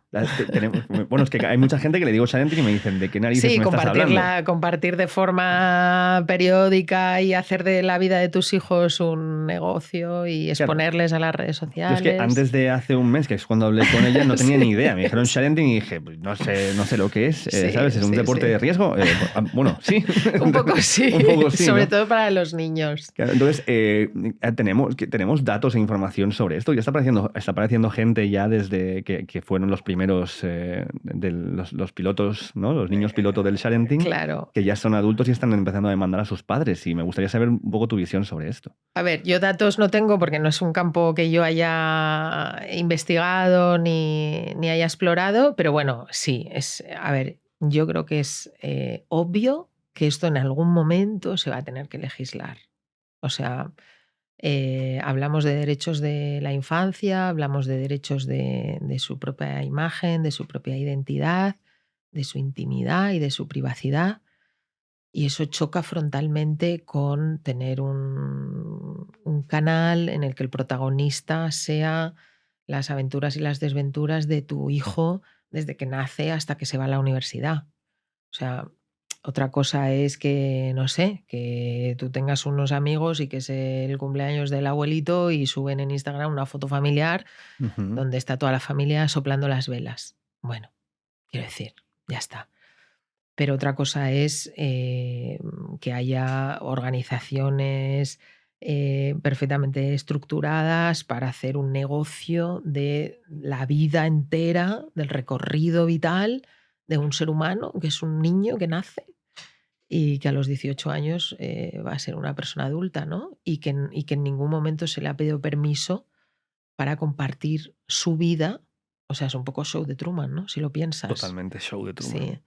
Yo fíjate, yo cuando empecé en redes sociales, mis hijos eran pequeñitos, claro, no se hablaba de esto, del sharenting y, o sea, todo acaba un poco de empezar, pero yo desde el principio entendí que no tenía que exponer a mis hijos y que, bueno, que a pesar de ser dos niños rubitos, ojos verdes y monísimos, pues que no tenía mucho sentido exponerles y sobre todo porque me daba miedo, o sea, me daba bastante miedo todo este tema que era muy desconocido. Ellos cuando eran pequeñitos y yo grababa mis vídeos, siempre intentaban salir, ¿no? No, pero mamá, sácanos, no sé qué. Claro, todo era nuevo, era el mundo de los blogs, de los youtubers, y yo siempre les decía que no, que yo grabo vídeos de pediatría, que ayudo a padres y madres, pero, mamá, no sé qué tal. Total, que no han salido nunca. O sea, mis hijos no han salido. Y ahora que son mayores, muchas veces lo hablamos y me dicen, Madre mía, mamá, menos mal. Porque claro, ahora de repente ven fotos de cuando eran pequeñitos, todos tenemos fotos que dices a tus padres, o sea, estáis amenazados de muerte, estas Claro. fotos no se pueden publicar. ¿No? O sea, yo mi madre a veces que se viene arriba, porque mi madre tiene Instagram también, y a veces se viene arriba y pone fotos mías de cuando tenía 7 años. Horrible. Yo, pero mamá, ¿cómo has subido eso? Si estás buenísima, mamá, por favor. Por favor. Ahora, con mis 46 palos y me hace esto de vez en cuando. Bueno, pues ahora... Pero total, pobrecita, ¿no? Ya, hay veces que me sabe mal y mi hermano dice, no le digas nada, que le hace ilusión. Y yo, ya, tío, pues es que estoy horrible. Bueno, pues mis hijos ahora, con casi 18 y 16, me dicen, mamá, gracias. Porque es que hay unos años nuestros ahí súper oscuros que estamos horribles, que menos mal que no nos has... Bueno... Jolín, luego la adolescencia tiene esa parte de pudor, de intimidad. Claro. De hecho, ellos tenían Instagram, que se lo abrieron con 14 o 15 años, y se han borrado todas las fotos. Y ahora lo tienen en blanco. Lo han borrado todo. Y eso que no tenían fotos así de ellos, pero lo han borrado todo y utilizan el Instagram para ver stories y para subir stories. Es que los adolescentes se relacionan con Instagram de una manera diferente a nosotros. También, pero porque cuando eres adolescente tú ya no eres aquel. Eso es, nada. Y lo borran todo. Y entonces claro. yo entro en los perfiles de los amigos de mis hijos y no tienen ni una sola foto publicada. Se mueven solo por stories. Entonces ahí dije, qué bien, que tuve esa lucidez de... Porque a veces sí que te apetece, ¿no? Decir, es que qué momento más bonito, qué momento más dulce, tal. Pero creo que es peligroso y sobre todo creo que no está bien para los niños. O sea, no quiero que suene esto a juicio, ni a mensaje culpabilizador, pero creo que cualquiera de nosotros en la piel de ese niño le diríamos, mamá, no lo hagas. O sea, hablo desde ese lugar, ¿sabes? Entonces creo que esto, si realmente empiezan a salir muchos datos del impacto real que ha supuesto para su salud mental, que los desconozco, no sé si hay datos ahora de esto, creo que esto se tendrá que legislar de alguna manera. Sobre todo el entorno negocio, ¿no? El hacer negocio. Ya no el subir una foto del cumple o yo qué sé, o tu hijo se gradúa y tiene 17 años y subes... Hablo de entorno negocio, ¿no? El monetizar. De crear un contenido que incluye a tu hijo como personaje constante. Eso es, protagonista. Show de Truman, protagonista. Pero también veo otra gente que hace su propio contenido, pero tienen como secciones en las que cada semana o cada 2 semanas sacan un vídeo que es con la familia haciendo una cosa concreta, que es un vídeo de tal. ¿Dónde se pone el límite? Ya, es difícil. Es difícil. A ver, claro... Me faltarían datos. O sea, yo soy como muy de datos, ¿no? Entonces, habría que ver... O sea, a mí mi sentido común me dice que esto creo que no se debería de hacer. O sea, que siempre que haya un sentido monetario con otros fines, mi sentido hacia la protección de la infancia me dice que todo niño tiene derecho a su intimidad y a su privacidad. Y ya está. Y la imagen de ese niño es de ese niño, no es de sus padres, es de él como persona. Y hará él con su imagen lo que quiera. Pero claro, poner los límites, legislar, pues aquí ya hace falta datos y hace falta que se sienten en una mesa los expertos y que veamos qué ha pasado en otros países, qué se está haciendo en otros lugares. Yo creo que también se aprende mucho, ¿no? De otras experiencias. No te sabría decir dónde está el límite, pero bueno, monetizar la vida de un hijo, a mí hay algo me dice que no está bonito esto. De entrada como que no pinta bien, ¿no? No, o sea... y de verdad creo que se va a legislar. Creo que se debería, ¿sabes? O sea, hemos estado en situaciones que dices, ¿esto cómo se va a legislar? Y al final se ha legislado y esto tampoco entiendo por qué nadie le mete mano realmente así de lleno, porque hay mucho contenido en la red con menores. Claro.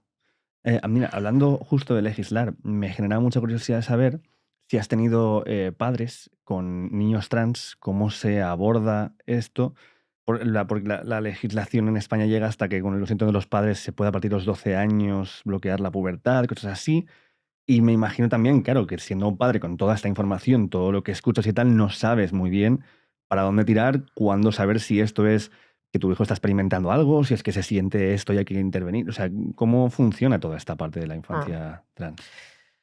Nosotros los pediatras vemos a los niños normalmente hasta los 14 años. En algunas comunidades hasta los 16 y en algunos hospitales o en algunas unidades hasta los 18, pero normalmente hasta los 14.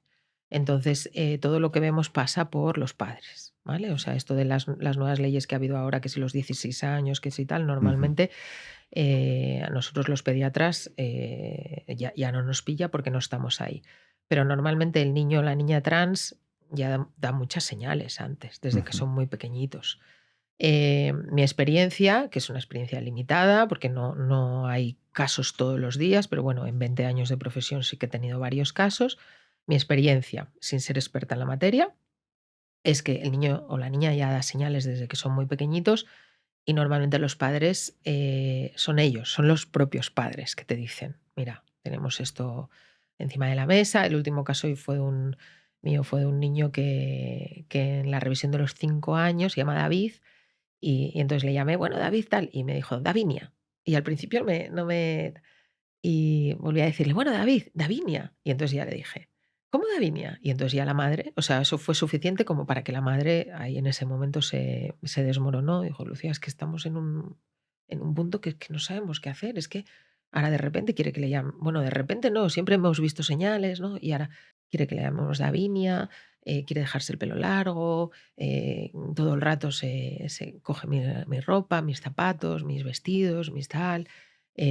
Entonces, es verdad que hay niños y hay niñas que pasan por fases, sobre todo cuando son pequeñitos, que exploran, Ujú. y esto en ningún caso quiere decir que vaya a ser un niño o una niña trans, para nada. O sea, el niño es explorador, la niña es exploradora y hay que tranquilizar a los padres, nada es urgente. Entonces yo de entrada siempre tranquilizo a los padres, les escucho, les pregunto mucho desde dónde viene esto y a partir de ahí se hace un acompañamiento y un poco pues tenemos esa actitud expectante con ellos. Sí, claramente el tiempo va pasando y los padres normalmente son los que más claro lo tienen. Entonces ya hay unidades específicas de disforia de género que se encargan de abordar de una forma integral a las familias. Entonces nosotros los derivamos allí y entonces ahí tienen médicos endocrinos, Ujú. endocrinos infantiles, tienen psicólogos, tienen psiquiatras, tienen pediatras, tienen enfermería especializada y entonces ahí se hace un abordaje con los padres, con el niño, se hace todo el estudio y entonces ahí ya se evalúa en qué punto estamos, si realmente es o no es. O sea que no es nada de, ay, se me ha ocurrido esto, que es que a veces en los medios también ves cosas que dices, Desde madre luego. mía, esto es facilísimo, es que te cambias de, de género así. No, en la infancia, normalmente los profesionales que nos dedicamos a la infancia nunca tomamos decisiones precipitadas, siempre se hace un acompañamiento, a veces las cosas son de una manera, parecen de una manera y luego les das tiempo o evalúas a ese niño desde el punto de vista emocional con un buen equipo de psicólogos y psiquiatras especializados en esto y te das cuenta que las motivaciones son otras y que no tienen nada que ver con su género y a lo Ujú. mejor están sufriendo abusos, por ejemplo, o sea que son temas muy complejos en los que a veces se habla muy a la ligera Ujú. y los niños a veces tienen comportamientos que responden a otras motivaciones diferentes que no tienen por que ver con su género. Entonces, piano, piano, apoyar a las familias, acompañarlas y ofrecerles unidades especializadas. Yo creo que esto es lo más honesto que podemos hacer con ellos. Yo es que lo que escuché, una duda que tenía de una persona que conocí que estaba justamente en esto, ¿no? Con que su hijo estaba mostrando señales de ser trans y de querer hacer cambio, y estaba ya acercándose a una edad donde si se muestra que la disforia es como muy, como que está muy presente y tal, ya se puede hormonar con consentimiento de los padres, bueno, Sí, hormonar más que hacer la bloqueación de la pubertad y tal. Y su duda, que me parecía legítima, era, pero ¿cómo sé yo que esto es lo que tengo que hacer sabiendo que es algo que tan fuerte en la vida de alguien como padre dices o como profesional. como padre, como padre? Ah, Decía, ujú. ¿cómo puedo saber yo si mi hijo me pidiera un tatuaje en la cara porque es como se siente y lo que quiere ser? Yo le diría claramente que no, que te esperes cuando ya seas mayor y lo hagas, pero esto que es algo que no puedo ver como tangible, sino que es cómo se siente mi hijo y cómo quiere expresarse y vivir en la vida, pero eso le va a hacer algo que también sería de la misma efectividad, incluso más fuerte que hacerse un tatuaje en la cara, Sin y tengo duda. que basarme en su opinión y en lo que él piensa, siendo que es todavía un niño que tiene que crear un espectro de opiniones. No quiero ser la persona que no le ayuda en el momento que necesita ser ayudado, pero no quiero ser la persona que le está haciendo caso a algo que no sé si en el futuro él va a ver de otra manera y me va a echar Claro, también la culpa por ser el que le ayudó. claro, claro. ¿Sabes? Como veo Sí, sí, que sí. eso es muy común. No, o sea, es dificilísimo desde el punto de vista paterno y materno. Pero yo ahí les quitaría un poquito de responsabilidad. Quiero decir que, al menos en mi experiencia, los padres y las madres encuentran mucho consuelo y sobre todo muchísima información cuando están asesorados por un grupo de profesionales. O Ujú. sea, esto no es como, no sé, vas al médico y tú decides el tratamiento que te vas a poner. Bueno, pues te pongo este antibiótico o este, o el que tú quieras. No, tío, tú eres el médico, tú dime. Entonces, esto es un poco igual.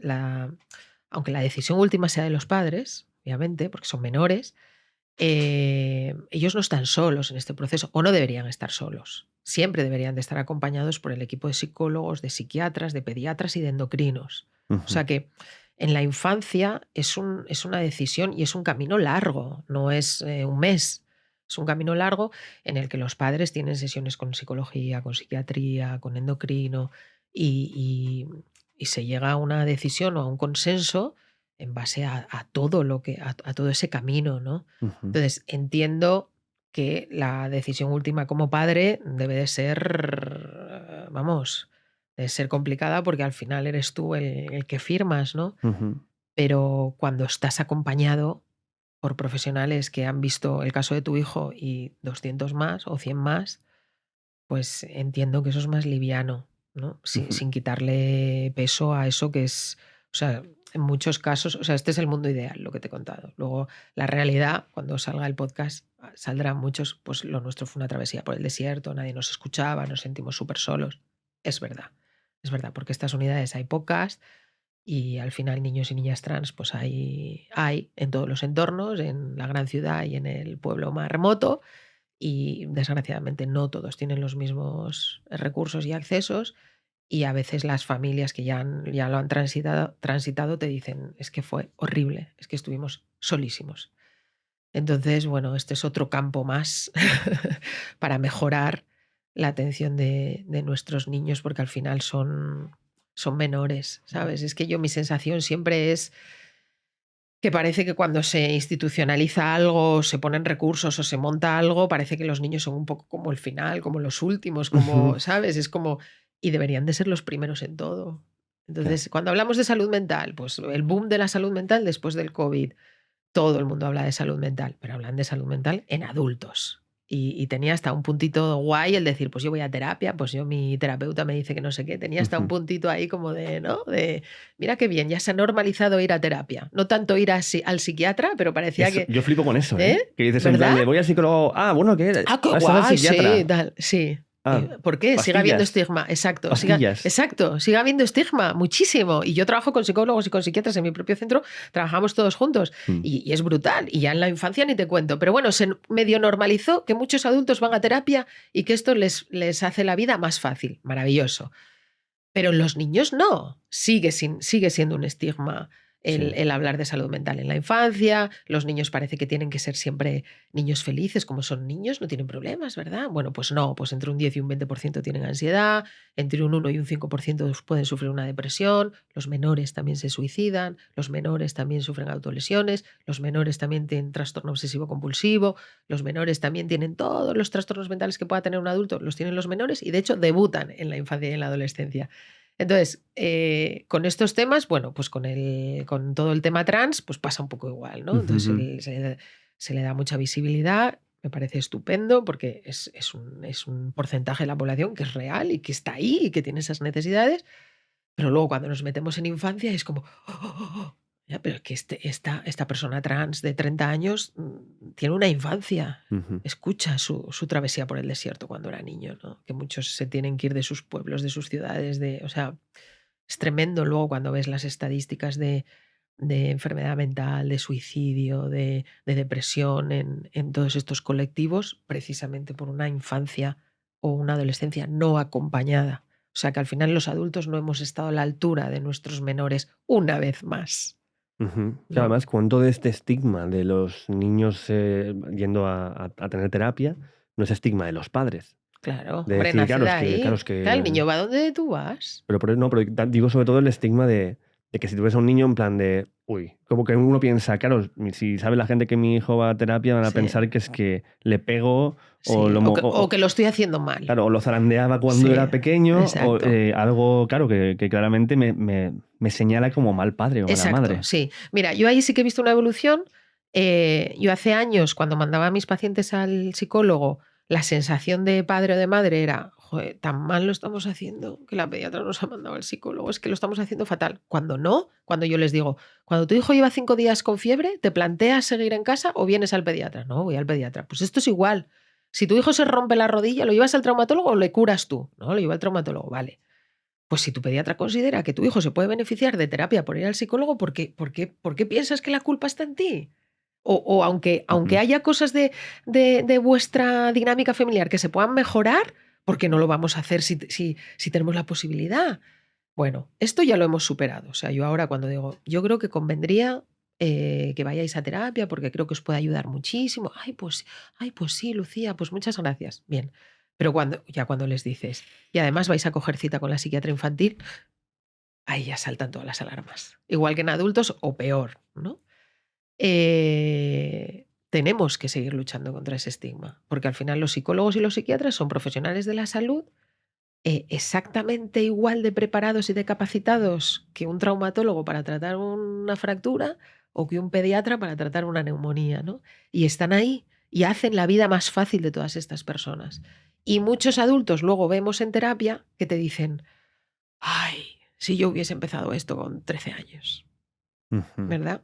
Claro, porque, bueno, pues esas son las cosas que uno va arrastrando y Hay que que se da normalizar, cuenta hay que luego. Ujú. normalizar, hay que confiar en los profesionales, hay que entender que la perfección no existe, hay que entender que todos pasamos por crisis, hay que entender que hay momentos en la vida en los que toca pedir ayuda Ujú. y hay que educar a nuestros hijos en esa vulnerabilidad del ser humano, en que somos seres vulnerables, que nos pasan cosas, que mamá no es perfecta, que papá no es un superhéroe, que mamá puede tener ansiedad o puede tener depresión o puede tener unos pensamientos intrusivos que le impiden disfrutar. Y esto se puede explicar a nuestros hijos.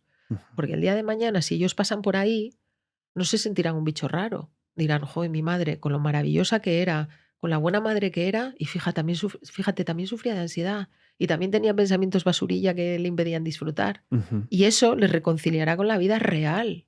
Yo no quiero que mis hijos piensen que su madre o que su padre eran personas perfectas, porque primero, no lo somos, y segundo, cuando ellos salgan ahí fuera y descubran la vida real, dirán: "Hostia, soy un despojo humano". Claro, Mi claro. madre nunca se hubiese caído aquí si mi madre era un cañonazo, no se equivocaba nunca, era perfecta. Pues Ujú. no, pues yo las caídas que he tenido y ahora que ya son más mayores, las comparto con ellos y las decepciones y las crisis y les intento hablar con honestidad. Coherente, hay que ser coherentes, Ujú. Ricardo, hay que ser coherentes. Oye, ahí veo que también en los últimos tiempos ha habido un boom de, ¿cómo sería? Trabajos que van hacia apoyar la paternidad o la maternidad de manera paralela a la pediatría y que no sé cuáles de ellos son aliados que ayudan y de verdad, cuánto hay de oportunismo, cuánto hay de... Te digo cosas, por A ver, ejemplo, ¿vale? Que te me sí, apunto aquí. entra ahí Es que a esto, faena. claro, porque esto me lo decía un colega y dice, pregúntale de esto, por A favor, ver, porque yo me he rayado venga, con esto. En plan, entonces el problema era, a mi niña le cuesta dormir. ¿sí? Y entonces acabas siendo un coach del sueño. Mm. Vale. Oh. Entonces, y coach del sueño te cobran una pasta que te cagas, ¿Más que un pediatra? mucho más que un pediatra, por ayudarte a dormir a tu niño y enseñarte cómo se hace esto. Mm. Pero esto, claro, caen después de ir a pediatra y pediatra que les van diciendo cosas que no ven que les den una solución en ese momento y que cada vez se crea un problema más grande porque hay veces que niños que les cuesta mucho dormir Ujú. y luego eso repercute en todo su día, en Mm. cómo están, en la salud, etcétera. Bueno, entonces te quería preguntar sobre esto, porque ellos Sí. dicen, nosotros pagamos la pasta. No sé si es que funcionó porque esta persona vino o porque fue que O funcionó porque los niños al final por su tiempo. duermen. Exacto. Bueno, entras ahí en terreno, en un buen jardín. Sí. Sí, es Es un que, buen bueno, la jardín. palabra coach, yo creo que ya la gente que os dedicáis a la salud, ya de entrada hay un punto ahí de, bueno, a ver, coach, A ¿cómo? ver, y sobre todo niños, bebés, Ujú. infancia, salud infantil. A ver, para ser pediatra tienes que estudiar 6 años de medicina luego prepararte durante un año, en el mejor de los casos, la oposición del MIR Ujú. y luego 4 años más de especialidad, ¿vale? O sea que son 6 y 4, 10, 11 años. Esto para saber un poco de niños, un poco, porque tú terminas tus 11 años y madre mía, el primer niño que tienes delante, Claro. te tiemblan hasta las pestañas. Y luego a partir de ahí ya empiezas a trabajar de pediatra y ves de todo. Y ves de todo. Mucho niño sano y mucho niño malito y incluso entierras a algún paciente, ¿vale? Y ahí ves de todo. Entonces, el sueño, que parece algo muy sencillo, es un tema tremendamente complejo, muy complejo, en el que además cada vez sabemos más cosas en los últimos años. O sea, es verdad que del sueño se hablaba muy poco hace 50 años y en los últimos 20 años ha habido muchas líneas de investigación y sabemos mucho, mucho más de lo que se sabía antes. O sea, que es un campo relativamente nuevo en el sentido de que se sigue estudiando y se sigue investigando y seguimos aprendiendo continuamente. Vale. Entonces, lo primero de todo es explicar a los padres lo que es un sueño normal en un niño. Porque claro, muchos padres piensan que el sueño normal es que el niño duerma toda la noche. Pero es que ningún niño duerme toda la noche.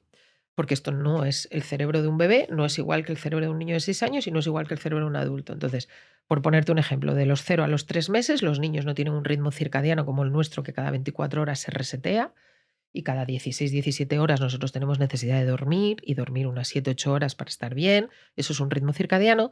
El niño de los 0 a los 3 meses tiene un ritmo ultradiano y tiene este ritmo cada hora y media, 2. Cada hora y media, 2, él brrr, brrr, brrr, se resetea todo su metabolismo, todo, todo, todo. Entonces hacen despertares cada hora y media, 2. Y esto es normal. Y cuando se lo explicas a un papá que lleva 3 meses sin dormir, es que no podemos más, es que este niño no duerme, define no dormir, es que se despierta cada 2 horas, de verdad estamos reventados. Es que esto es normal. Igual que come cada 2 o 3 horas, que también es normal y no nos echamos las manos a la cabeza, ¿verdad? Ujú. Pues también se despiertan cada 2 horas y esto es normal. ¿Esto es normal, Lucía? Sí, es normal. Es absolutamente normal y necesario para su correcto desarrollo.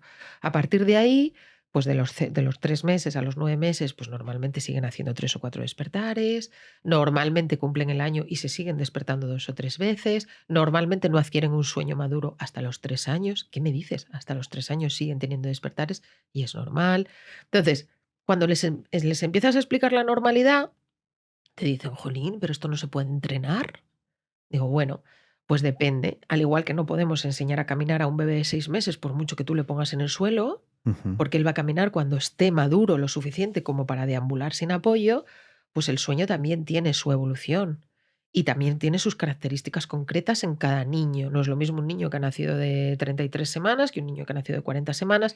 No es lo mismo un niño de una mamá soltera que un niño con 3 hermanitos. No es lo mismo un niño con una familia bien avenida, amorosa, cariñosa, con un apego seguro, que un niño en un entorno hostil, donde no hay apego seguro, donde hay violencia. Es que no es lo mismo y el sueño impacta directamente. Entonces, detrás de un problema del sueño hay infinidad de cosas a evaluar. Y para esto tienes que tener una noción muy amplia y muy profunda de lo que es un niño y de lo que es Ujú. un niño sano, por ponerte un ejemplo. Yo tuve un caso de un niño que venía de una de estas sesiones de coach de sueño. Habían pagado un dineral, le obligaban a despertarse a determinadas horas, tal, tal. Tenía ya 9 o 10 meses. Y a mí la madre, bueno, ya la exploración física, el niño ya había cosas de su neurodesarrollo que me chocaban un poquito. Y le dije que me describiera los episodios que hacía por la noche, los despertares. Y le dije: "Mira, mañana o pasado, cuando sea, lo vas a grabar. Grábame esto y la semana que viene vienes y me lo enseñas". Bueno, lo que tenía este niño era una epilepsia nocturna. Hacía descargas por la noche y ese era el motivo de sus despertares. Y llevaba no sé cuántos meses en un programa de estos de entrenamiento. Para yo saber que tiene una epilepsia nocturna, he tenido que ver miles de niños sanos y unos cuantos cientos con epilepsia, para ver en un vídeo de 1 minuto que eso es una epilepsia y es una crisis. Entonces, con esto nos ha pasado, con niños con alergia a la proteína de leche de vaca, que tienen un muy mal dormir y detrás hay una alergia a la proteína de leche de vaca. Nos ha pasado con niños con una enfermedad por reflujo gastroesofágico, que tienen muy mal dormir, tienen muchos despertares y el problema no es el sueño, el problema es que tienen una enfermedad por reflujo gastroesofágico. Niños con problemas neurológicos, con trastornos del neurodesarrollo, infinidad de patologías que una de sus manifestaciones es que no tienen un sueño acorde a su edad. Entonces, para tener todo esto claro en una visita de media hora, tienes que saber mucho. Y no te digo que los coaches de sueño no sepan, pero jope, es que claro, muchos de ellos no son ni sanitarios. No han visto un paciente nunca. Claro, porque ¿qué formación es necesaria para ser? No está arreglada. No está arreglada. Entonces, hacen, o sea, es que no tienen ni por qué ser sanitarios. Entonces, o sea, yo este caso en concreto era de una persona que no tenía, o sea, había hecho un curso en no sé dónde de sueño infantil. Ujú. Entonces, es un poco peligroso. Eso no quita a que haya determinadas compañeros o compañeras que, oye, que son enfermeras, que tienen otras profesiones sanitarias, que son matronas y que además han hecho másters, han hecho formaciones, han estudiado mucho neurodesarrollo, neurología infantil, y den unas pautas y unos consejos súper ajustados y que ayudan mucho a las familias. Seguro que las hay, ¿eh? Ujú. Pero de ahí a los programas que a veces vemos, que nos llegan luego a nosotros a la consulta, es que, de verdad, o sea, me sabe mal, ¿eh? Porque yo no vengo aquí a, ¿sabes?, a hacer demagogia de nadie, pero la salud infantil es un tema muy serio. Ujú. Entonces, el sueño, ponte en manos de expertos y de profesionales. O sea, yo tengo 2 compañeras que hacen consulta de sueño, son pediatras, son neuropediatras, trabajan en el Hospital Niño Jesús, que es hospital de referencia en todo tipo de patología infantil. Ujú. Han visto cientos de niños sanos y miles de niños con problemas de todo tipo a nivel neurológico. Entonces, claro, tienen una formación en cuanto al sueño normal y el sueño patológico y el niño sano y el niño que pueda tener alguna necesidad muchísimo más amplio que alguien que además no ha estudiado nada relacionado con la infancia, ni con la medicina, ni con la pediatría. Ujú. ¿Entiendes? Claro, pero esto me llama la atención y me gusta lo que dices porque a mí lo que me dices es que justo he hablado con ellos esta mañana, con estos amigos que tenían este problema hace unos años, ahora está bien, todo, ¿vale? Pero me decía que ellos no encontraban dentro de la medicina, de los Sí, hospitales y tal, es verdad. a alguien especializado en sueño, entonces Es tenían que verdad. recurrir a esto. Sí, esto es verdad porque la sanidad pública no tiene tiempo para montar unidades de sueño tal y como... Bueno, sí que hay unidades de sueño, pero para trastornos graves. ¿Vale? Sí hay unidades de sueños, pero para trastornos graves. Pero no para mejorar el sueño de los papás y de los niños, ¿no? Ujú. Entonces, como ahí hay un vacío asistencial y hay una demanda clara, pues entonces en los últimos años, claro, ha habido un oportunismo muy palpable. Y como encima esto no está legislado y hay un vacío legal, pues claro, estas cosas las pueden hacer. Pero es muy paradójico, porque mira, yo soy pediatra, médico, pediatra, y no puedo extraer muelas, Ujú. ¿vale? Pero una persona que no es sanitaria sí puede atender consultas infantiles sobre infinidad de cosas bajo el lema de asesoramiento de algo. Pensamiento crítico para todos estos padres y madres. Si creen que sus hijos tienen un problema de sueño, que busquen profesionales sanitarios especialistas en sueño, que ahora ya los hay. O sea, ahora ya los hay. Nosotros en Centro Creciendo tenemos, Ujú.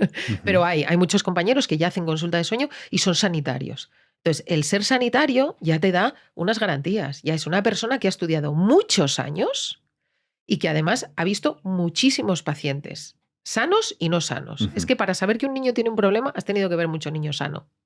O sea, a mí me Claro, dicen, jo, es que, ¿cómo puedes saber qué tal? Pues porque he visto miles de niños sanos. claro. Miles Y de dices niños aquí sanos. algo. Exacto. Entonces, no me hace falta sacar una escala para decirte que tu hijo tiene un retraso del lenguaje o tiene un retraso de no sé qué. Porque he visto mucho niño sano. Entonces, a Ujú. golpe de vista, bueno, el ojo clínico, el olfato, a golpe de vista ya sé que tengo que tomarme con calma esto porque aquí hay algo que no me encaja. Y Ujú. claro, eso te lo da la experiencia y te lo da la formación. Y entonces hay muchas empresas que hacen este tipo de asesoramiento con bebés que no tienen ni formación, ni experiencia sanitaria. Y esto puede ser peligroso. Ujú.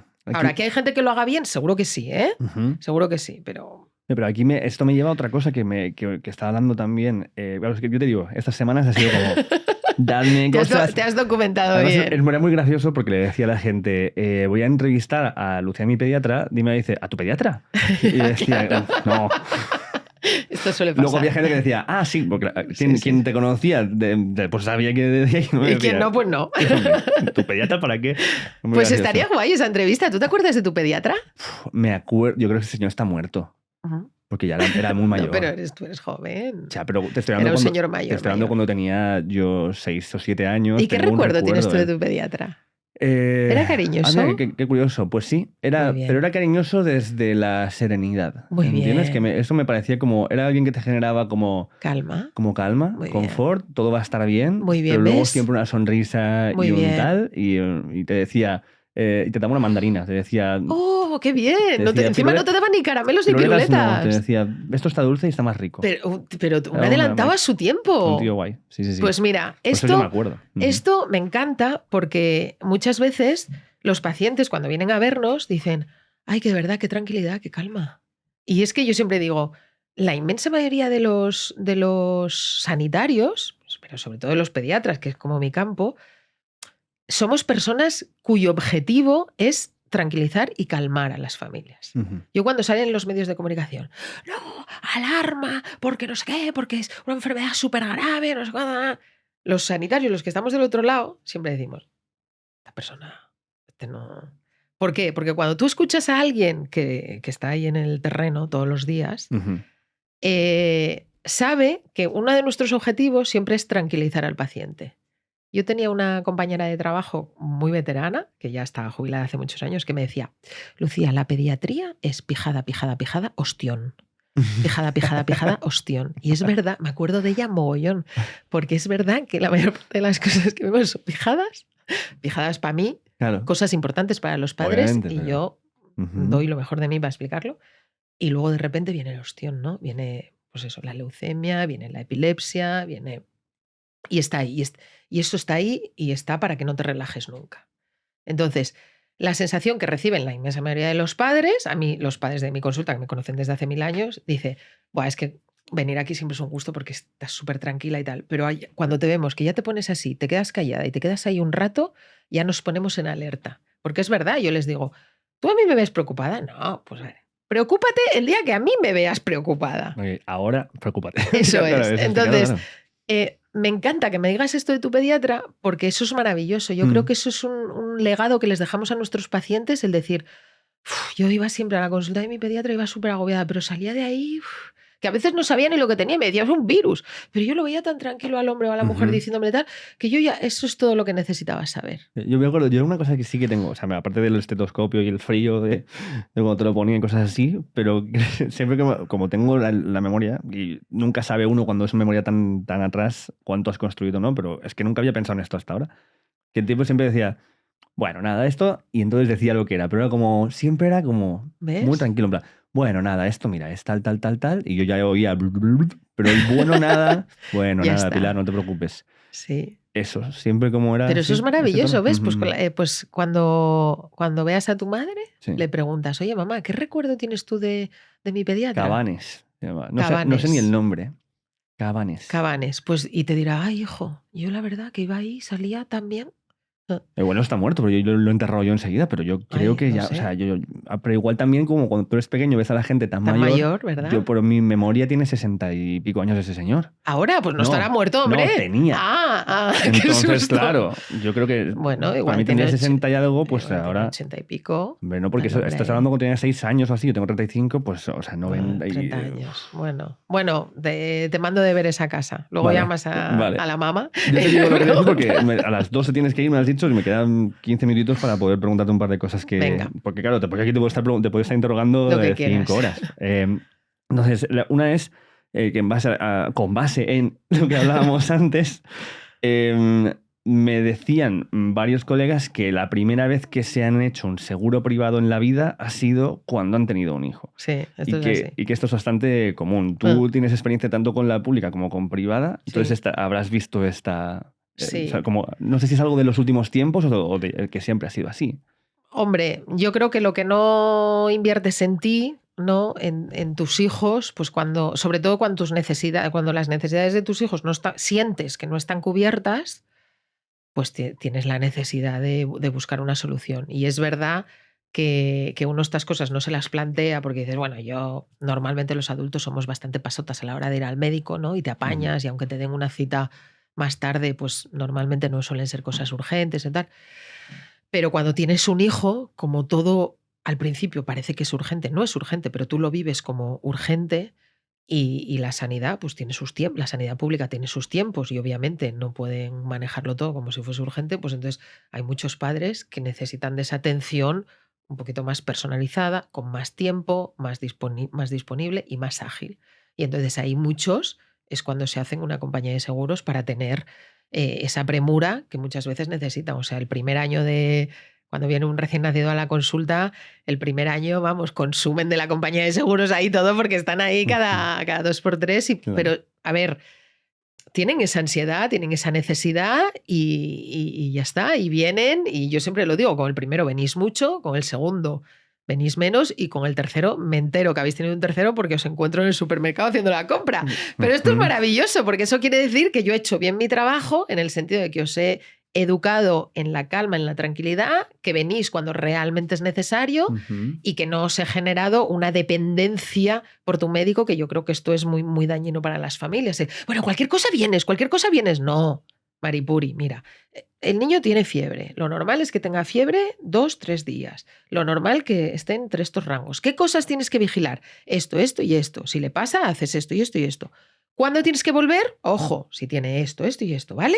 Vale. Entonces, la mayor parte de las veces los vas educando así y ellos ya mismo te dicen, nada, es que mira, como esto ya le había pasado al hermano y tú aquel día me dijiste que no sé qué, pues yo hice lo mismo y se solucionó. Muy bien. Pero nada, hoy ya vengo porque mira, ya esto, lo otro, esto es fenomenal, esto es educación sanitaria. Claro. Pues para esto es verdad que hace falta mucho tiempo y a veces este tiempo, pues a veces en la seguridad social, pues a veces ese tiempo no lo tienen los compañeros y entonces las familias pues buscan la manera de encontrarlo. Y también cuando pasa algo en tu hijo quieres que ya, como Ya, que lo sea quieres ya, todo ya, y entonces está en ya. consulta para dentro de 3 días o de una semana. Y se te hace Entonces un dices, mundo, claro, sí. entonces me imagino que pasa por... Pero ¿es esto un Ya. mal signo de la sanidad que tenemos enfocada hacia la pediatría en lo No, público? no. Lo que pasa que yo creo que todos los que trabajamos tanto en pública como en privada, yo creo que una de nuestras misiones debe ser educar a las familias. Ahora, yo no puedo reñir a una familia porque venga muchas veces con su primer hijo que tiene 3 meses. Es que es normal. Es que tú no sabes lo que hay detrás de ese bebé, detrás de esa madre, de ese padre, ¿sabes? Que a veces te encuentras unos mogollones que entiendes el nivel de ansiedad que tienen. Entonces yo esto no, es que he ido y me han reñido, pues oye, no estamos aquí para reñir. Si la mujer, a nadie le gusta ir a urgencias a las 3 de la mañana, a nadie le gusta estar 2 horas para que te den una cita y ir al centro de salud o pedir un favor al jefe para llevar al niño al médico.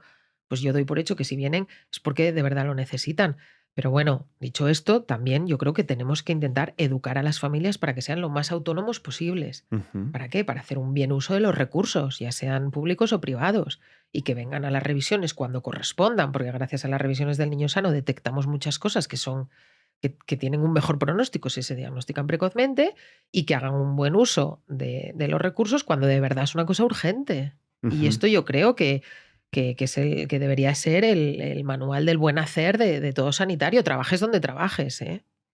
Una cosa muy extraña que me contaron hace no mucho, en una comida, era que unos amigos tenían a su hija, era durante el COVID, me parece, que dijo que le estaba teniendo dolores en la vagina. Entonces van al pediatra y la pediatra les deriva a una ginecóloga. Ajá. Entonces la ginecóloga básicamente como que estaba flipando, con mucho miedo, porque y todo el rato diciéndole cosas que mi amiga decía, pero... O sea, cuando decía en plan de, bueno, pero sí, pero primero pensaba que ella, la madre, era la que había pedido la cita. Y dice, no, Sí. es para ella. Y dijo, y enseguida se puso, vale, bueno, pero entonces la voy a tener que sentar en la camilla y tengo que... Y la otra, sí, ¿no? Es lo que hacéis.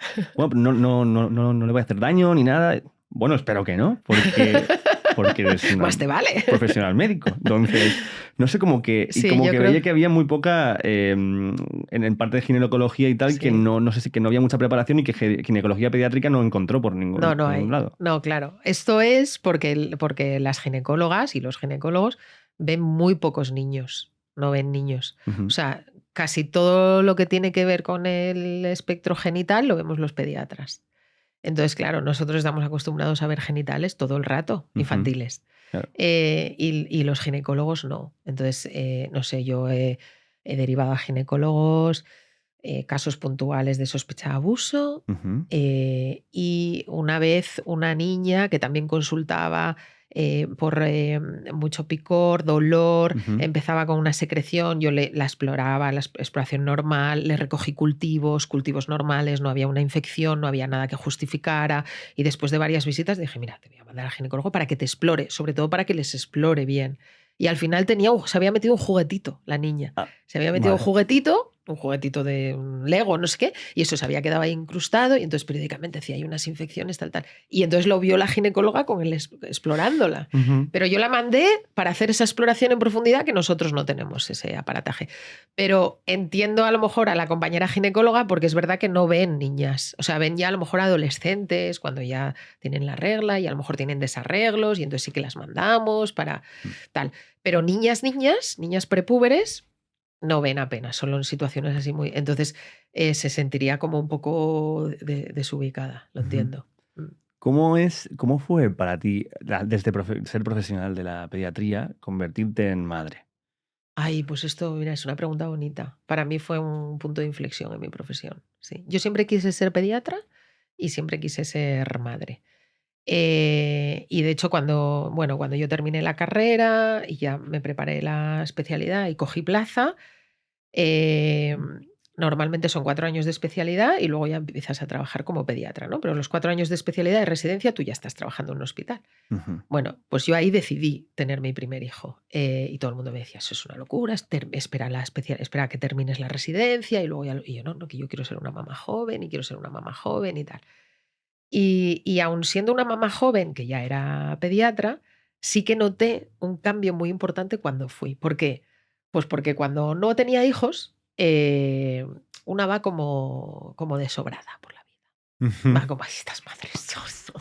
Qué exageradas que Ay, de son. verdad. Por Ay, tal. favor. Nunca lo hablaba ni lo Obvio, manifestaba, obvio, pero ¿vale? vaya. Pero, No y ibas esto y le lo piensan, decías. y esto lo piensan todos, ¿eh? Eso no, yo. Ay, pobrecita esta mamá, así como con condescendencia. Ajá, ¿Sabes claro, lo que claro. te digo? Que es horrible. O sea, yo ahora lo pienso y me avergüenzo un poco. Pero bueno, te soy súper honesta. Ujú. Y ay, estas madres que exageradas tal. Y de repente tuve mi primer hijo y ahí lo de pijada, ostión, pero Ujú. ahí doble vuelta, ¿sabes? Fue Claro. como ¡bum! De hecho, ese fue el revulsivo para empezar a escribir libros, porque yo encontré un vacío tremendo. O sea, un posparto súper solitario, una maternidad solitaria, miedos, inseguridades, una vulnerabilidad máxima. Y digo, si yo que soy pediatra he entrado en este abismo teniendo un bebé, ¿qué nos sentirán las mujeres que no tienen ninguna formación sanitaria? Ujú. Y ahí eso fue lo que me hizo a mí empezar a escribir libros sobre la maternidad real, la de verdad, la que te pone del revés. Entonces fue una toma de contacto de la pediatría que de verdad quería ejercer, desde una visión súper humilde. O sea, bajé del reino de los cielos al barro, Claro. ¿sabes? Ajá. A abrazar a la madre 3 de la mañana con un cólico en lugar de decir 3 de la mañana un cólico. Bueno, es que esto es un cólico, que nunca hablaba así, ¿eh? Pero bueno, mi yo lo decía. Yo, joder, ¿Te imaginas tú en consulta? Pero vamos a ver. los hay, ¿eh? Hay gente que hace Los eso. hay. Sí. Pero hombre, ¿cómo vienes por esto? Tal, sí, Ostras, los vale. hay. Vale. Pero bueno, pero yo te lo dice así, a decir, ay, sí, es que son horribles los cólicos, ¿cómo te entiendo? Es que yo estoy en el Abrazando. mismo Pero casi, ¿eh? Que luego te ve el pediatra veterano de turno diciendo, ay, qué ñoñas os ponéis cuando sois madres. Y te dices, bueno, ñi. Pero sí. Y me gustó mucho más, claro, me gustó mucho más ahora madre y pediatra, Ujú. igual que ahora empatizo muchísimo con las madres de adolescentes, porque es bonito, porque tú vas creciendo como pediatra, vas creciendo como madre y vas aprendiendo también de tus pacientes y entonces te vas conectando, ¿no? Pues yo en pleno posparto, cuando me incorporé, que me incorporé enseguida, pues claro, conectaba con todas las recién mamás que tenía en la consulta Y empezaba haciendo la revisión y terminábamos hablando de marcas de bodys, de biberones, de no sé qué ahí. Pero luego van creciendo y vas conectando. Y ahora conecto con las mamás más maduras, con hijos adolescentes, que Lucía, mira, es que no nos pasa nada, pero es que no puedo más con la adolescencia, es que ya los tampos. Y entonces, sí, es que tal, es que cual. Y entonces es bonito, porque creces con tus pacientes y creces como profesional también, por ser madre. ¿Siguen siendo muchas más las madres que los padres que van solo con el niño o la niña a llevarlos a consulta? Siguen siendo más mujeres que hombres, pero sí que ha habido un cambio. Vamos, yo sí que he notado un cambio importante. Yo llevo 20 años ejerciendo y antes esto era una actividad propia casi y exclusiva de las madres. No, y ahora yo tengo padres maravillosos. De hecho, tengo hasta familias que solo le pongo cara al padre, fíjate. Sí, porque yo paso consulta por la mañana y entonces por turnos y cosas y tal, pues el padre el que viene. Y todavía la semana pasada vino uno y digo, ¿te puedes creer que no le pongo cara a tu mujer? Y me dice, es que hace mogollón que no viene, es que como ella está de tarde, ella está de mañana, si yo de tarde, tal. O sea que hay padres maravillosos cada vez más, sí, lo de la corresponsabilidad, poquito a poco, pero empieza a permear. Está calando, sí, yo creo que bueno. sí. Pues nos vamos a ir despidiendo, vamos a poner otra vez la portada del libro, aquí. Y quiero que me cuentes un poco lo que se va a encontrar la gente en este libro y por qué en este momento has decidido sacar. Los virus no entran por los pies. Sí. Es el libro definitivo que derriba. El mejor de... Es el libro definitivo que derriba todos los mitos de la salud física y mental de bebés, niños, adolescentes y familias. Y lo escribí en un momento ya de un poco de hartazgo de todo lo que escuchaba en redes sociales sobre infancia en boca de personas que no tienen ni idea de infancia. Digo, pues voy a aprovechar, yo como soy un poco friki de los datos y los estudios y todo esto, digo, pues voy a aprovechar y voy a hacer una revisión de todos estos temas, de si la cucharadita de miel quita la tos o no quita la tos, de si caminar descalzo resfría o no resfría, de qué hay de nuevo con las vacunas, de qué pasa con la ansiedad, la depresión, el suicidio en los chavales, Y entonces aproveché a hacer una revisión de todo lo que estaba publicado con respecto a los mitos de siempre, de ponerle el papelito aquí en la frente para quitarle el hipo, o, ¿sabes? O eso, o los adolescentes pues viven en su burbuja y no hay que hacerles ni caso. Otro mito más, hay que hacerles mucho caso. Entonces hago este recorrido precioso que me ha encantado hacerlo desde que nace el bebé, con todos los mitos que hay en el posparto, hasta la propia adolescencia, y va como de menos a más. Empiezo con sentido del humor, muchos chascarrillos, mucha anécdota real de la consulta y mucha anécdota real, y luego me meto de lleno en toda la parte de salud mental que cuando lo terminas de leer dices, esto ha sido un buen meneo y me voy a poner las pilas. O sea que nada, animo a todos los padres, todas las madres, abuelos, docentes, curiosos y con ganas de seguir aprendiendo, a que lean este libro. Por supuesto, y además algunas de las cosas ya las hemos tocado aquí, un poquito por encima de algunas de ellas, pero hay muchísimas cosas. Muchas más. Sí, mucho más. Así que, gente, disfrutadlo, leéroslo. Gracias, Lucía, por venir a iluminarnos un ratito hoy y espero que nos veamos en otro libro, otras cosas, porque aquí hay muchas cosas de las que hablar. Siempre, siempre. Muchas gracias a ti y hasta muy pronto. Hasta el pronto y adiós, gentecilla. Chao, chao.